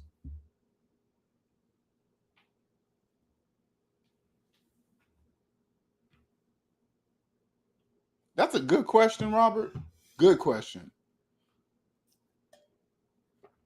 I'm probably the wrong person to ask because you know me, I don't really care what debt slaves think of me or talk about me or whatever. I don't really care. But only thing I can do is think back when I first started getting alienated, when I didn't know it was alienation, right? I didn't know it was that, right? I just thought it was weird. Why are my friends and family avoiding me because when I'm telling them something that can help them? That's when I realized, because they're in the program, it doesn't matter who you are. If it's your friends or your family, it doesn't matter. So you kind of just adjust, because you will have to be able to adjust, because we need debt slaves. We need them. And the hardest part is just the ones that you care about. Those are the ones you don't really care about being alienated by debt slaves you don't know. It's always the close family members or friends.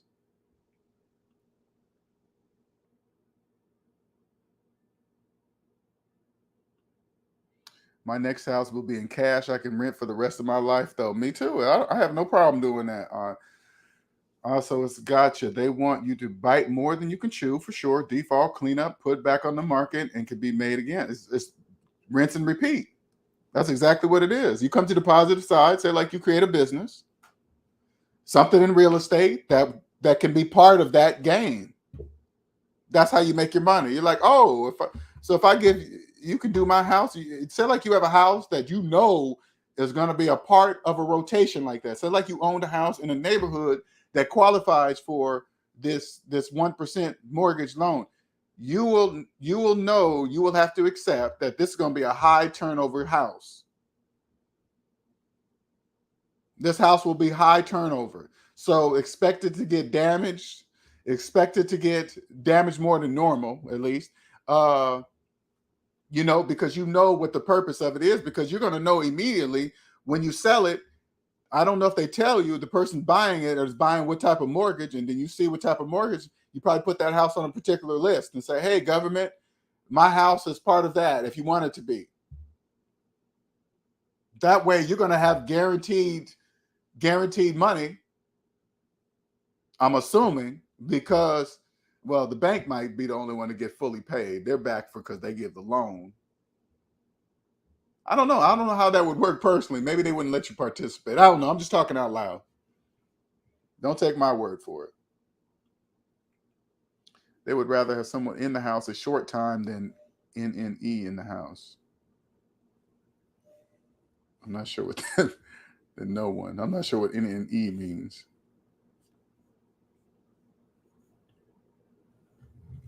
It's a beautiful thing to watch and see. Don't get me wrong. I'm gonna start watching the young man in this video. I'm gonna watch what other videos he does. If he does some more finance breakdowns in the background, I would love to do videos on that, because I don't really want to read the details of what they do to debt slaves. Like, as soon as I hear 1% down mortgages, I know who those mortgages are for. So I don't really need to bother to see how they're doing it. And this young man just goes in there, grabs the main points, brings about, I say, okay, I can just see. Now I can just go by what I see from the main points. And with his points, it's clear. It's crystal clear how people are getting paid. Real estate people are going to get paid. Just imagine the people that are selling houses right now are going to be getting paid. But I don't know how, how they work. How do they get paid? Because they got to be, I'm assuming they have to be partners with Rocket Mortgage to do something. Who knows how the back end goes? With mortgages like these, subprime mortgages, you guys have no idea how much is going on in the background. There is so much stuff moving and shaking. It's like this company does this, and it's crazy. You know, I remember owning a house. I had a mortgage on a couple houses before, and I remember every now and then I would get mail and an email. Hey, we're the new company. We have bought your mortgage. So now here's the new booklet. You send the payments to here. It's the same payments, but it's to a different company. What that really means is that, hey, everybody, hey, person in the house, we are your new owners. Hold on.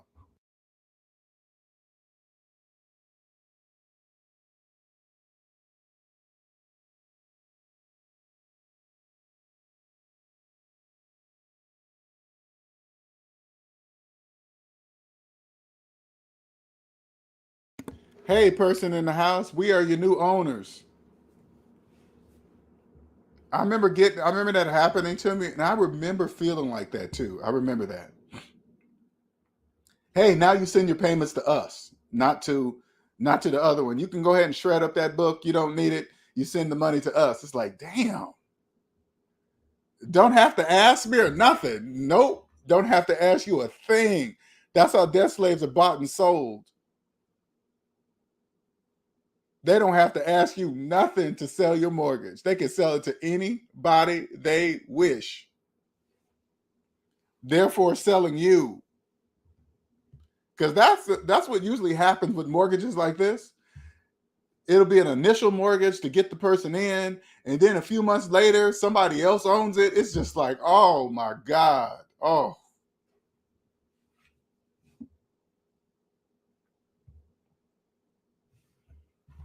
And the mortgage doesn't exist without you. It doesn't. So that means the mortgage is you.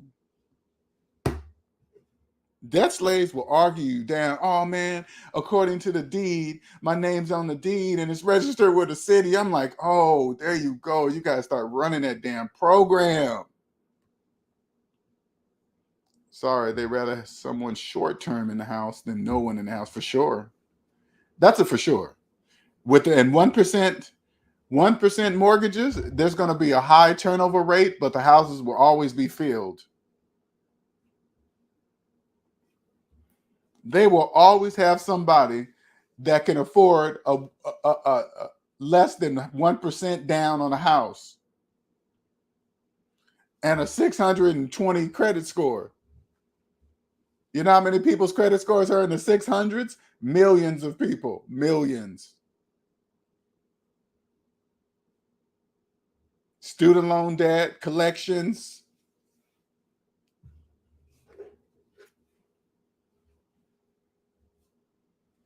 Old cable bills. I ain't paying that. So-and-so lived there with me. He or she has to pay that other half while it's sitting on your credit report because it was in your name. They don't care what your relationship was.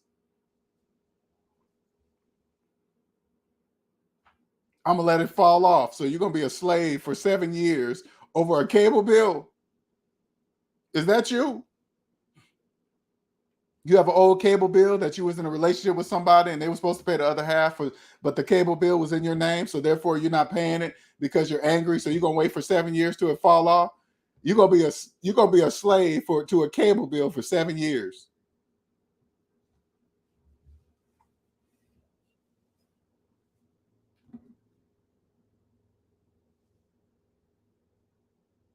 A debt slave will say that out in public. Oh, I'm waiting for this to fall off in 7 years. 7 years? Really? It's like $200. Why don't you just pay it? Nah, You know what I could do with that money? What if you have a $200 debt that you owe? That means you have no money.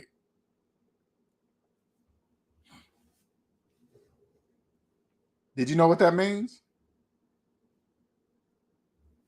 If you have like an old cable bill that you haven't paid in 3 years, you know what that means? That means you have no money. Because if you have money, that wouldn't be there. It would say zero balance owed.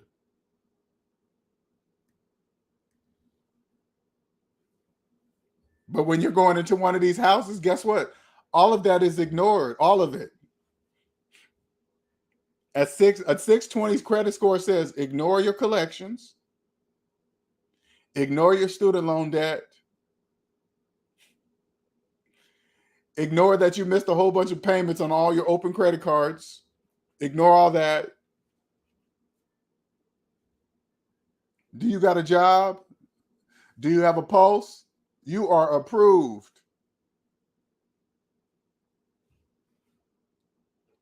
Do you got $2,500? They're going to be like, hey, you can put the $2,500 on a credit card. Because I promise you, listen, I promise you, if you're going for one of these loans and all you got to do is come up with $2,500, guess what? You don't have $2,500. So guess what you're going to use? A credit card. You're going to borrow some from your parents. Hey, mom, dad, I'll pay you back. I just need $2,500. No, you're not.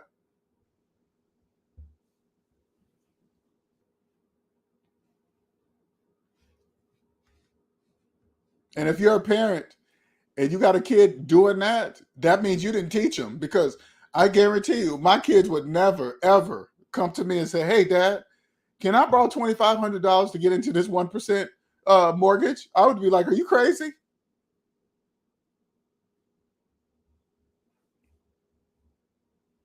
Are you crazy? They wouldn't even dare come to me and say something like that. There is no way. I probably wouldn't even answer. I'd probably just look at them and be like, well, are we in the Twilight Zone? How dare you insult me? You think I'm a parent who's a debt slave? You know me. You trying to get me to go to prison?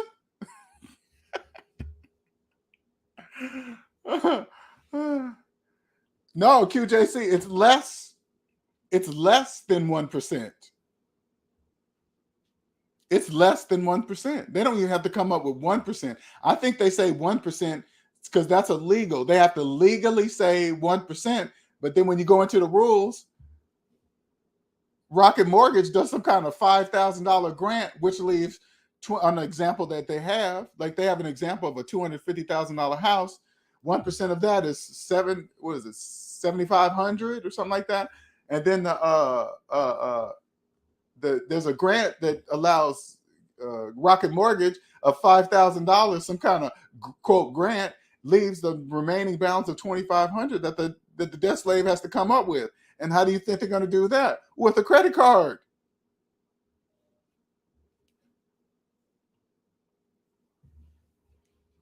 Anyone going for a mortgage like this, you don't have $2,500. You don't. No, you don't. And I know you're thinking, if you're new to the channel, you're probably thinking, how do you know? I know. You could have $2,500 in a safe in your room behind some stuff, and you're the only one with the combination. There's no money in the safe.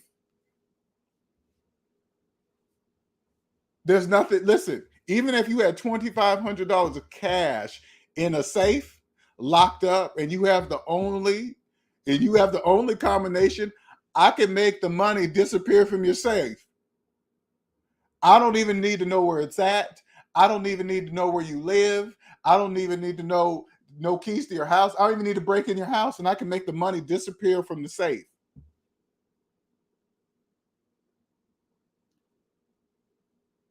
Right from my computer screen.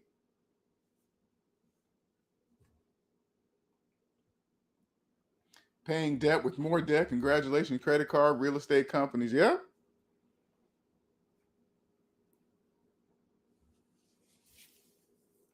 But like I said before, you got to remember, all businesses, not just these guys, all businesses are scrambling. They got to hurry up because there's a tax hole. This is what you guys don't really see. I said this yesterday. There's a tax hole that's opened up, and money is just pouring out. These businesses are taking advantage of this hole. What is this hole? Are you guys not paying your taxes right now? Okay, because of the new economy. That's all it is. They're just playing catch up. They're just catching up.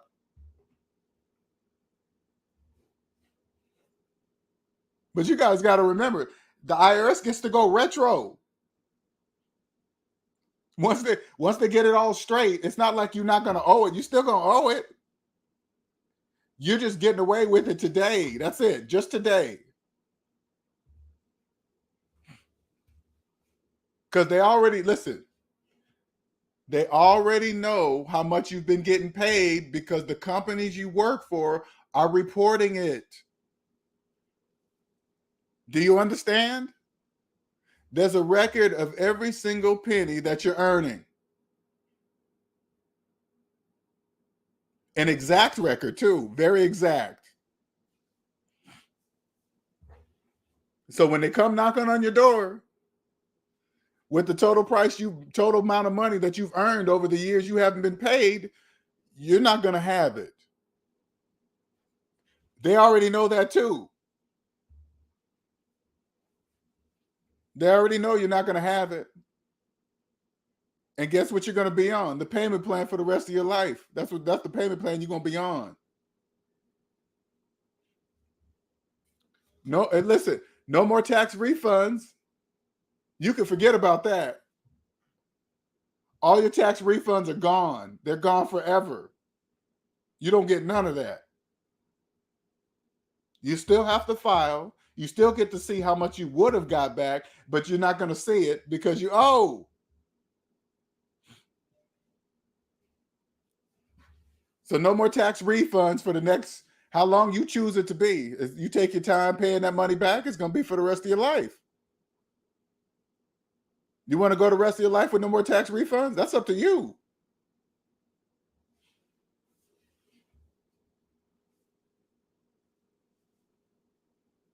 Oh, is it already out? Is that the newest one? I'm buying the new iPhone 14. Are they on? Is that the latest? Is it the 4? Is the 14 the latest right now, or is there a 15? I don't really keep up with Apple stuff. 1,209 pounds. Hey, Aaron, how much is it with tax on that? What's the full price? So what's the full price with the tax? I want to know that. They don't even know the price. You're right about that, Aaron. I want to know the full price right there with the tax in the UK. Because you guys got to remember, if you're listening to this from the UK, just because I'm talking about the United States, it's no different than there either, because you guys are capitalists too. Capitalism is psychological, positive, and negative, even in the UK.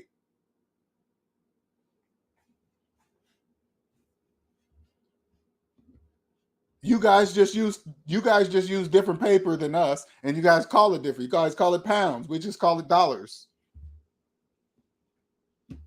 Same rules apply, though. I bet you if you guys try to copy the money in the UK, you go to prison.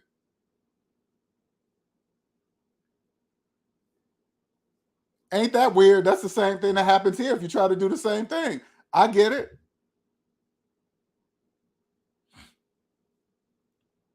I remember when I always tell this story. I remember when I was a kid, and I remember a man. I was probably about 8, 9, somewhere around there. And this guy showed me $100 bill for the first time. I was like, wow, $100 bill. I still remember that to this day. And I said to myself as a kid, I said to myself, well, who makes this? That's what I said to myself. Well, who makes this bill? As a young child. And but I left it at that. I didn't really go no further with it than that, but he just showed it to me. I was like, wow, who makes that?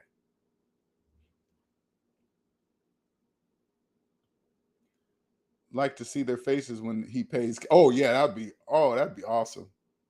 VAT included. So I'm saying, so VAT, is that tax? Okay, so I'm assuming VAT is tax. Okay, VAT included. All right, so I got to look that up. I've never heard of that, because I'm assuming it's the same word as tax. That's what I'm assuming. So $201.50 on top of the $1,209. Okay. You say what? $1,209 plus $2,001.50. Okay, so about $1,400. Okay. Got it. Okay, so you pay cash. Yeah, definitely. Now, is the 14 the latest phone? I don't know. Is that the latest, or is the 15 coming out? Or is that now? Or is there another phone coming out later this year? Maybe that's what I'm asking. Is the 15 coming out here, or is the 14 the latest year for 2023? That's what I know.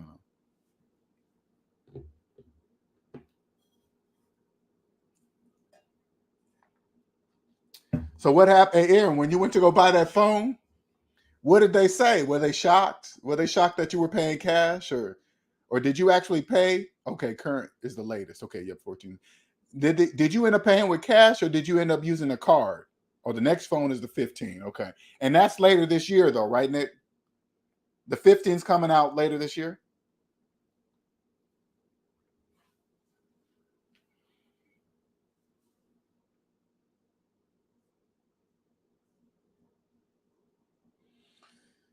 All right, then. I guess I'm gonna wrap it on up here. Oh, gotcha. Okay. Damn it. I thought you went into an Apple store and bought it. Because I know that rarely happens.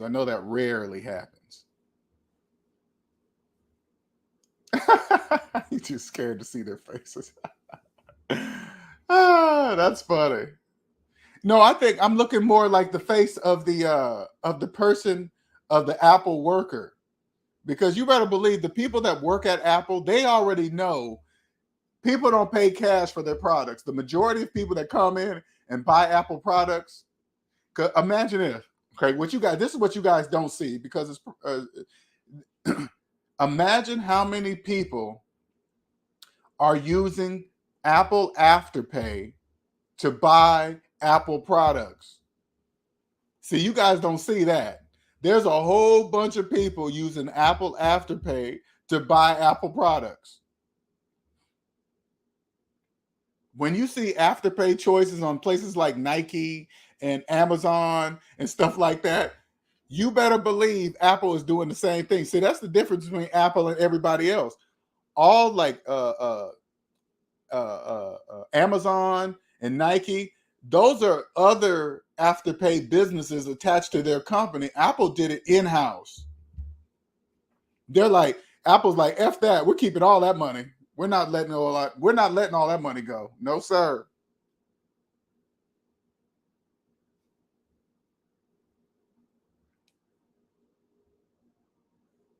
Picking up tomorrow in the Apple store. Okay.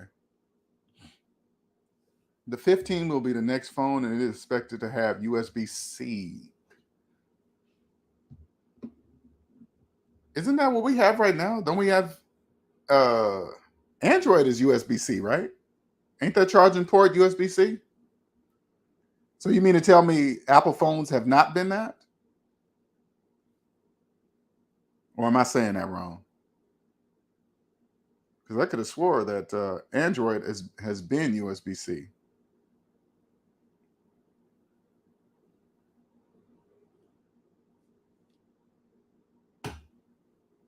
Yeah, Apple is late and still using Light. Oh, okay. Gotcha. That's crazy. Usually Apple's on top of it, but I guess they said, hey, since we're making you pay for the cords, you got it. That's crazy. They don't even come with a debt slaves. Congratulations, by the way, Apple. They are financing a phone that they cannot afford to pay in cash anyway, and make them pay for the power. Listen, you guys got to remember, not only are debt slaves going to be financing the next phone, according to what Nick's told me about the USB-C, they have to buy new ports, charging things now. They're going to finance that too. They are financing the phone and the charger. Congratulations, Apple. Oh, for the Max too. Okay. My sister did it at T-Mobile store in 2012. Paid $850 in one swipe with a debit card she was saving. They looked at her with envy. I know a lot of people will. I never forget one time I was financing a car and somebody came in because they still had to come in and sit down and sign some paperwork, even if you paid cash. And I overheard the person paying for the car in cash. Sure did. I was like, damn. It wasn't a crazy car. It was like I was in a Toyota dealership or something, right? So nothing exotic, but the person, it was a nice car and they paid cash for it. I was like, ooh, the first thing I thought, when you're a debt slave, you always think like this. The first thing I thought is the person's rich. If you can pay for a car in cash, you must be rich. No, that is absolutely not true. To pay for a brand new, I'm talking about a Toyota Camry, okay? If you walk in and pay for, and let's go on the high end, let's say a fully loaded, still a Toyota Camry, but it's fully loaded, and you walk in and pay cash, you don't have to be rich to do that. All you got to do is just not be in debt.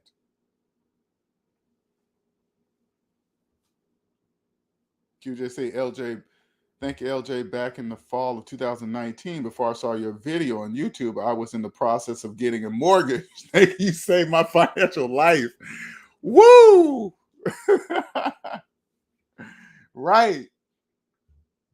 I'm glad because I want people to understand I got caught up in one of these type of mortgages back in the day. I did. Sure did. And I'll never forget to this day. I remember it got flooded so bad the whole house got surrounded because of where it was placed. It was like my house was in the middle of a swimming pool. The whole thing got flooded. It rained so bad this year. And I remember I took a picture of it. And I remember after a while, after I knew I wasn't gonna be able to get it, it was a loss for me. At least it was a loss for me. And I remember thinking to myself, maybe that was done on purpose, because I was getting sandbags. I was trying to do my best. You remember, I ain't got no money, so I'm going to the store using my credit card to get sandbags to protect it from flooding. And later on, I said to myself, maybe that was done on purpose. And it was. I wasn't supposed to be in that house because I never owned it. Because when I look at it back on today, that was on purpose by the universe. The universe said, okay, I'm going to push, because I wasn't going to get out of it myself because I thought I was a homeowner. So I would have drained myself of every dime to try to keep something until I had no more money, and then they would have just kicked me out.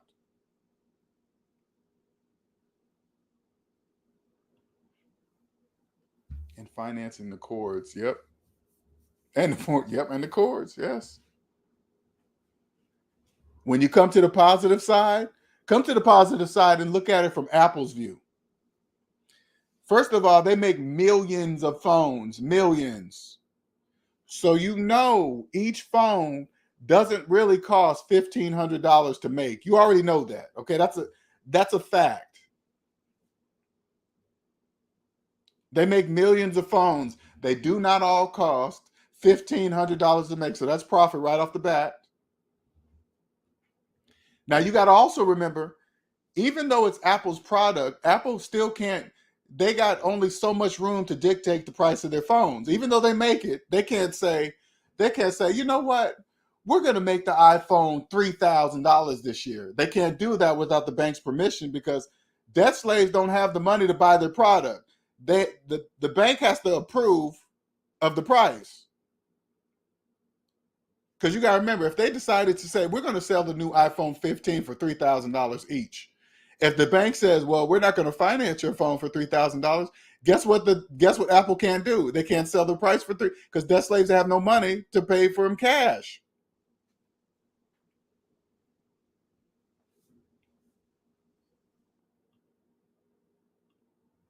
What is that? I got to go over to the other side and actually see what it is. That's crazy how StreamYard doesn't let, I guess it doesn't let links pop in for some reason, to make them clickable at least.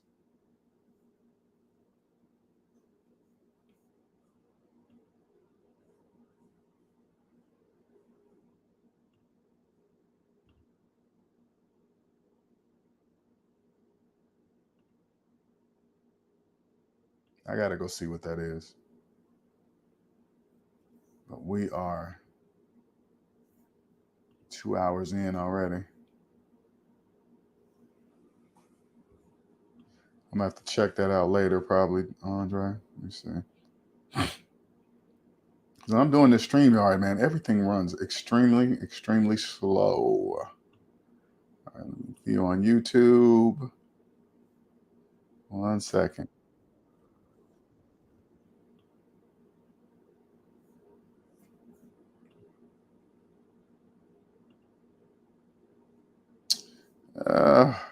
Goodness gracious.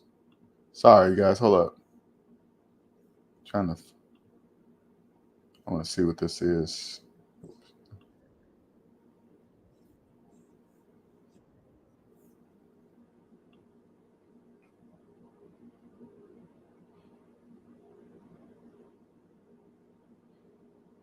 Oh, that guy.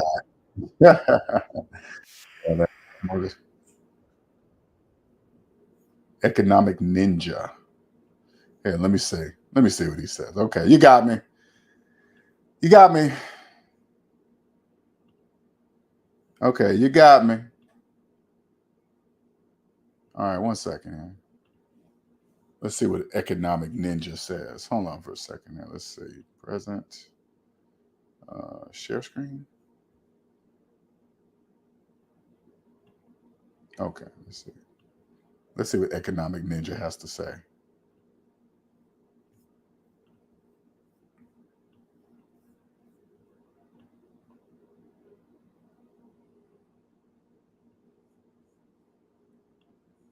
I hope you're doing great. Just woke up, literally just rolled out of bed super early. The sun hasn't even come up yet, but I wanted to thank you for being here. And the reason why we're going to talk about mortgages, we're going to talk about real estate and why banks are so desperate to make loans that they're loosening their standards. All right. Now, we've talked about how California has given people 20% down payments just to get into a house, 0 interest, deferred payments for literally forever until they sell their house. What? Now, what? People 20% down standards. All right. Now, we've talked about how California has given people 20% down payments 20%. just to get into a house, 0 interest, deferred payments for literally forever until they sell their house. Now, at that deferred payments until they sell their house. What the hell?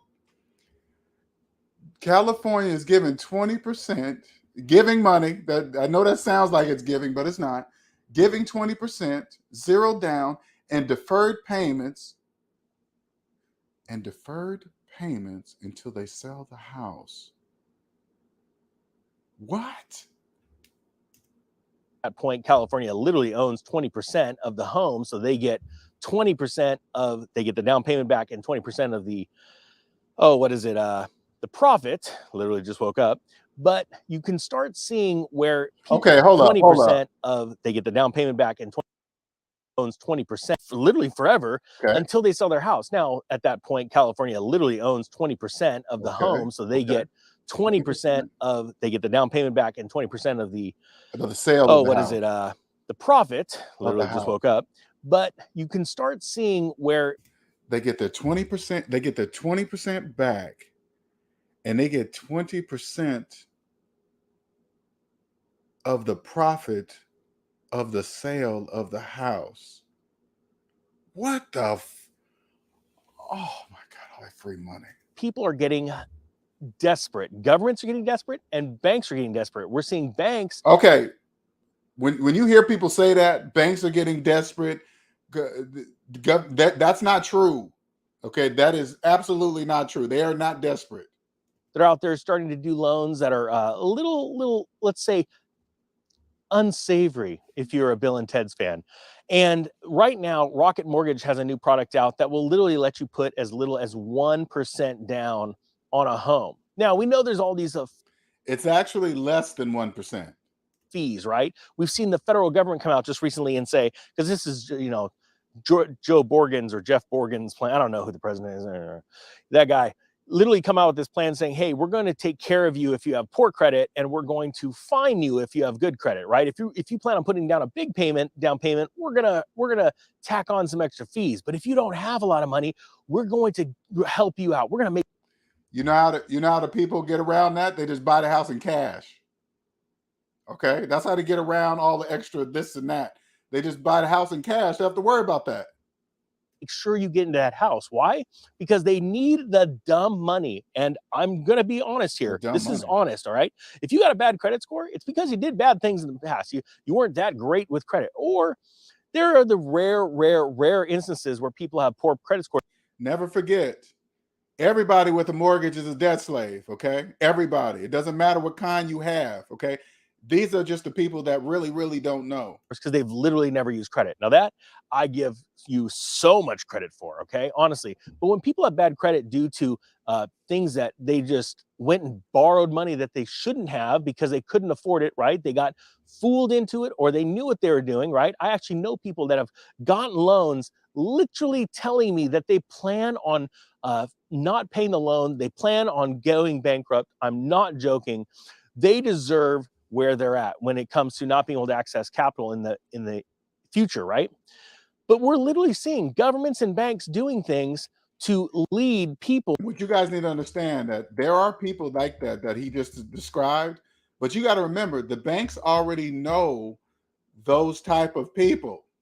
Okay, they already know because those type of people get 1% loans, 1% down loans. That are foolish into buying a house. That's what happens at the very end. The exact same thing happened in 2005 to 2007. And I want you to be warned, that is when you know you're at the top of a market and things are hurting, because they have to keep juicing the markets to get people to buy so that they can keep making money. Correct. But on the back end, all they want to do is repossess those homes from you. Correct. And then become the landlord, the greatest landlord on earth. Correct. Now, when you come to the positive side of the economy, you can profit from all the people that don't know that. That's not a bad thing. Literally. That is why it's so important for you to be out of debt or getting out of debt or have some cash on the side, have a good credit score, and get ready for this crash so that you are buying up all the assets alongside of the government and the banks. Correct. Because it is so very vital. And literally, it's part of keeping our sovereignty that we're talking about. And that's what I teach in the real estate course. If you want, I'll put a link down below. But check this out. Rocket Mortgage addresses affordability challenges with new 1% down home loan program. It says OnePlus offers an executive affordable home loan, or sorry, executive. I know. It's not for executive. Okay, I was like, where did that word executive come from? The Rocket Mortgage better had not put that word in there. Exclusive. Exclusive. It offers an exclusive affordable home loan option with mortgage insurance at no cost to the home buyer. Now, you like that mortgage insurance? We offer it with mortgage insurance. Affordable home loan option with mortgage insurance at no cost to the. I think he meant to say no mortgage. It's not for insurance, executives. Exclusive. No mortgage insurance. It offers an exclusive affordable home loan option with mortgage insurance with no mortgage at no cost to the home buyer. Now, you like that mortgage insurance? We offer it with mortgage insurance. No, you are forced to pay for mortgage insurance because they know that more than likely you are going to default. If you don't have more than 1% to put down on a house, you are a prime candidate for default. Correct. All right? Correct. Now, I do go into the course how I would put down way less than the minimum on purpose for a strategic. Oh, okay. I see what they're saying, because they're allowed to say no mortgage insurance because they're so-called paying for it. Oh, that's why they can say it the way they're saying it. Okay. A reason and how I would cash flow more and then flip it. It was a whole thing. But by and large, we're talking about people that are buying homes that they want to live in, right? Achieve the quote unquote American dream. The sad thing is they're going to also get the American reality when it comes to the foreclosure side. So that's why you are forced to pay mortgage insurance. So you got to love how they say, we're offering it with mortgage insurance. It's a scam. Potentially, it says, saving more than 90 million Americans thousands of dollars. Okay, now there's another fallacy, because not only are you paying for mortgage insurance, you're Right. going to be paying a higher rate. Okay, they are literally lying to you. They are not going to save you thousands of dollars. You are thinking. Well, you guys got to remember, you cannot, no mortgage in the United States of America can buy a house with a mortgage. Okay, you got to know that right off the bat. Right off the bat, you should know no mortgage in America can buy a house. Okay, these really can't. So that's what Rocket Mortgage is pretending they're doing. Hey, you don't have any mortgage insurance, but you really do. They're so-called paying for it. So the cost is not yours, but it's still there.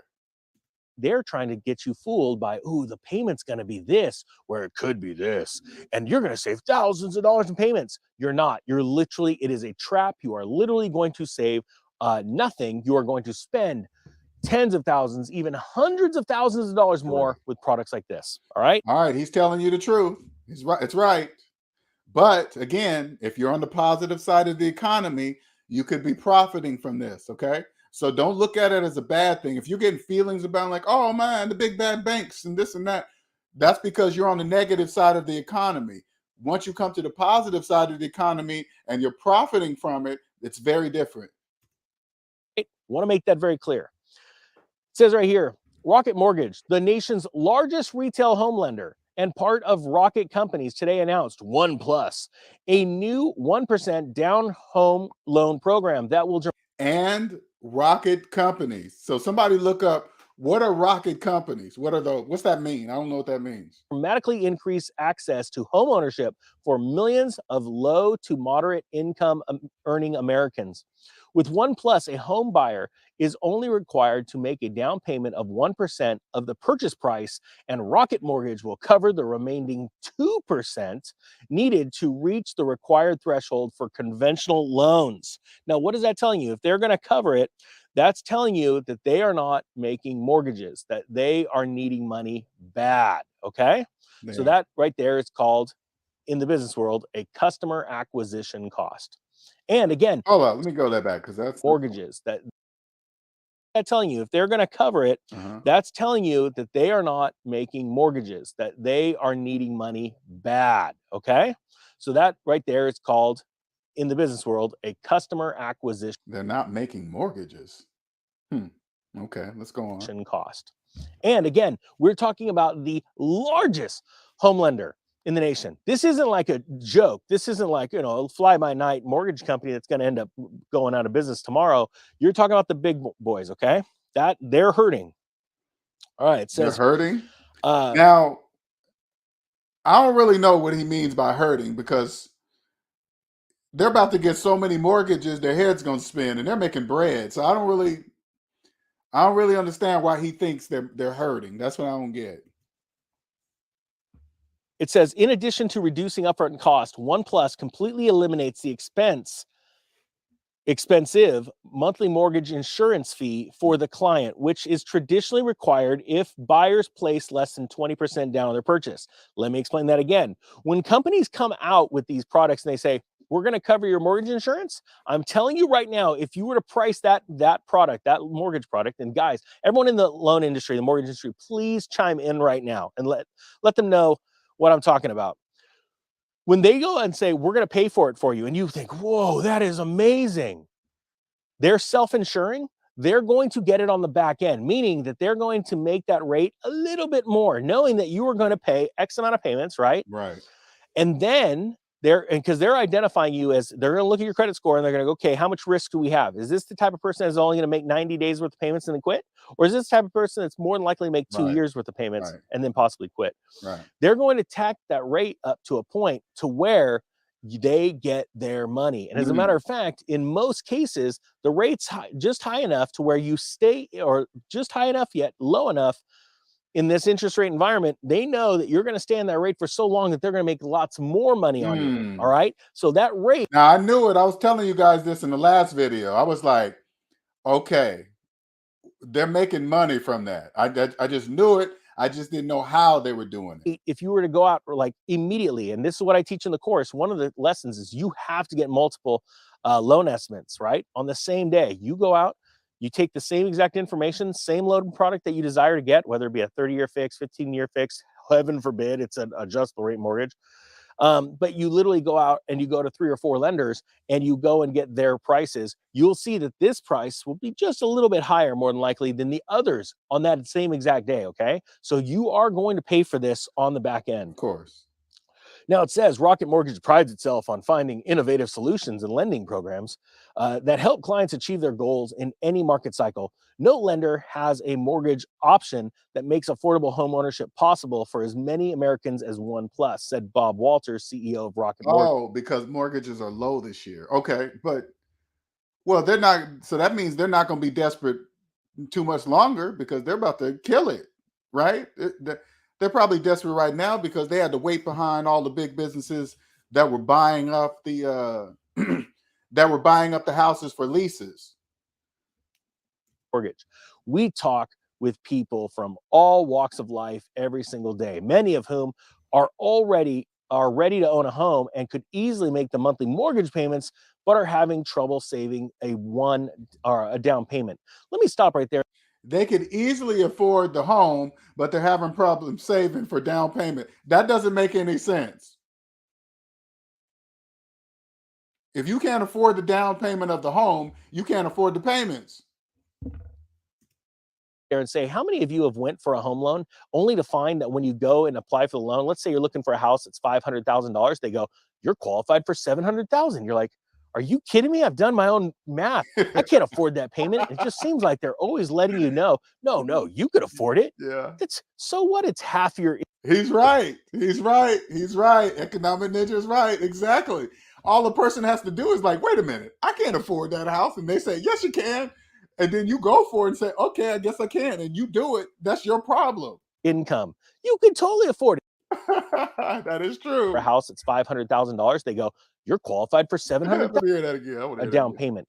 Let me stop right there and say, how many of you have went for a home loan only to find that when you go and apply for the loan, let's say you're looking for a house that's $500,000, they go, you're qualified for $700,000. You're like, are you kidding me? I've done my own math. I can't afford that payment. It just seems like they're always letting you know, no, you could afford it. So what? It's half your income.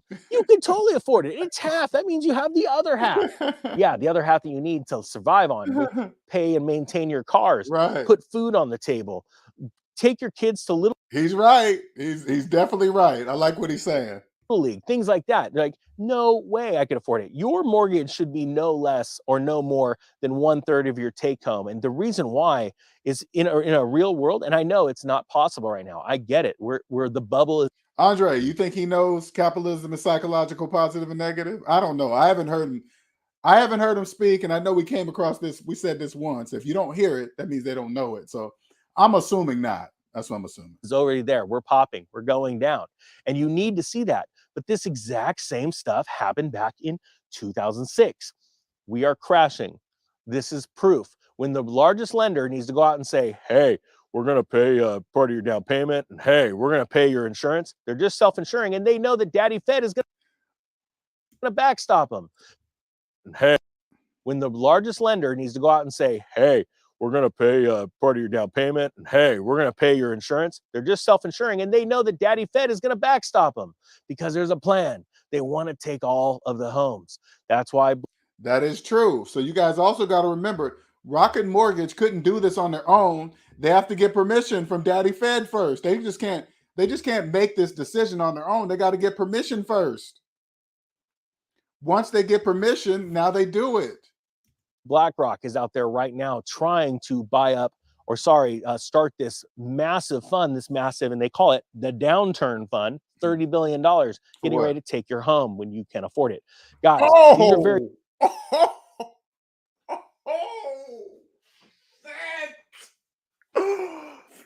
You know how much money they're going to be making? Oh my God.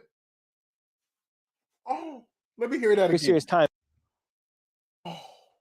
of the homes. That's why BlackRock is out there right now trying to start this massive fund, and they call it the downturn fund, $30 billion, getting ready to take your home when you can afford it. Guys, these are very.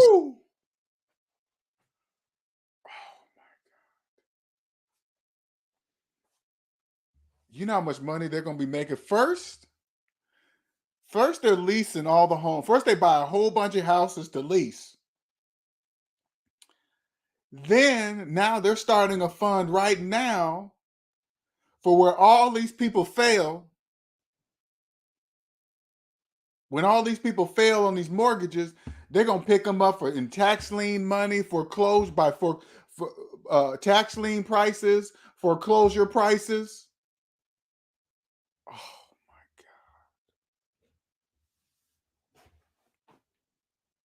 God. That is free money. Oh my God, that is free money. That is free money. Serious times and we need to be prepared, but you have to see the signs. And this is very easy. I lived through this back in 2006. I sold all my homes by mid 2006. Hunkered down. I only kept 3 properties through 2008. And I am so grateful that I saw those signs. And now I'm trying to teach people how to see them as well. Hope you got something out of this. I hope you guys have a great day. Checkmate. First, BlackRock builds a fund, buy up all the houses while the mortgage, like you got to remember when BlackRock was buying houses, 1% mortgages wasn't offered at that particular time. So they've had all this time to buy up all these houses. Now that they're done, they probably maxed out the amount they could buy, because again, remember, BlackRock can't buy as many houses they want because the bank owns them. The bank says you can buy this many. Okay, you can buy this many in these areas. I'm sure it's broke up in percentage. You only can buy this many in this state. You only can buy this many in this state. You only can buy this many in this state. It's got to be spread across. Once they reach their max, they start building their fund again from the money that they're making off the leased houses. They build their fund again and then buy up all the remaining houses that they all default on. That is, man.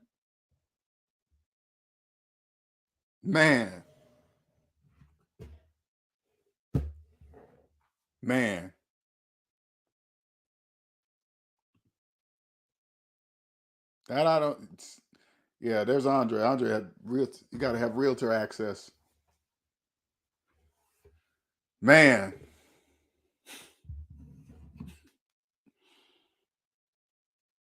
That's real money right there. That's real money. That's the level I'm trying to reach before I die. I'm trying to get close to that. You know, when you think about billions of dollars, you ask the average person, do you ever think you'll make $1 billion? The average person will just really say in their mind, never.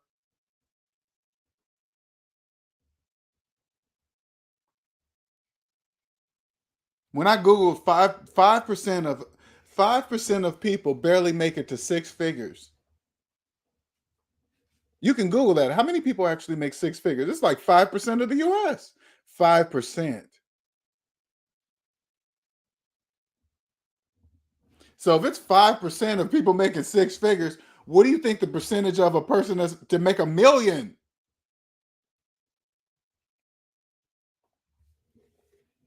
And then you move on to $1 billion.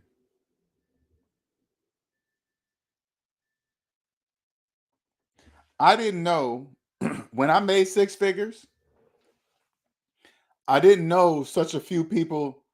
The reason why this is crazy too, I didn't realize such few people make it to 6 figures. I didn't realize that. And the reason why I didn't realize that, because I worked with people who made 6 figures. The majority of people that I work with in the computer field in my immediate area, everybody made 6 figures. So it wasn't a big deal to me. I didn't really think about it. It was either high fives, just barely under 6, like 100,000.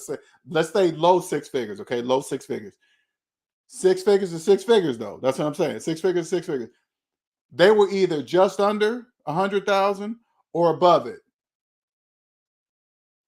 So in my immediate environment, it wasn't a big deal because everybody was doing it.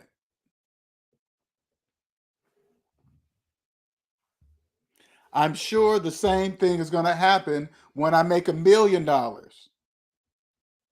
I'll be around a whole bunch of people that also make $1 million, so it won't be a big deal. That was a good one. You're right. That was a good one, Andre. Thank you. He was right on the money. Even added a couple things that I didn't think about. Talking about BlackRock is building a fund to buy up all the houses that people will, listen, you guys, they will default on. That's not even a risk. Do you understand that? That's not even a risk. These people will default on these loans. They will. And they're going to have billions of dollars to buy up the houses. Imagine the price of what they're going to get houses for with tax liens and foreclosures.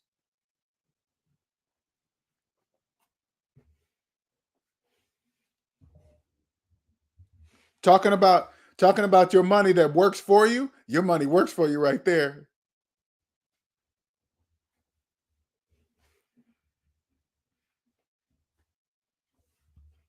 I bet you a company like BlackRock, they could use a person like me. I bet you they could.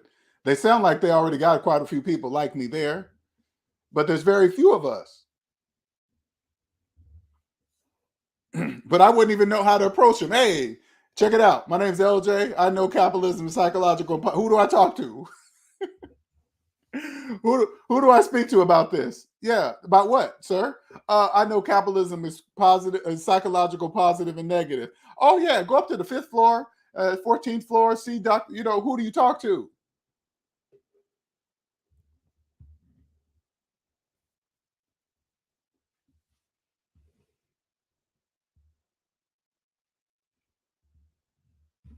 And shout out to you, Quentin, for the Cash App donation. Thank you very much. Appreciate you. All right, you guys, I'm gonna wrap it up. That's two almost 3-hour days. That's a good run for me right there. But until next time, you guys have a wonderful Monday evening. All right, later.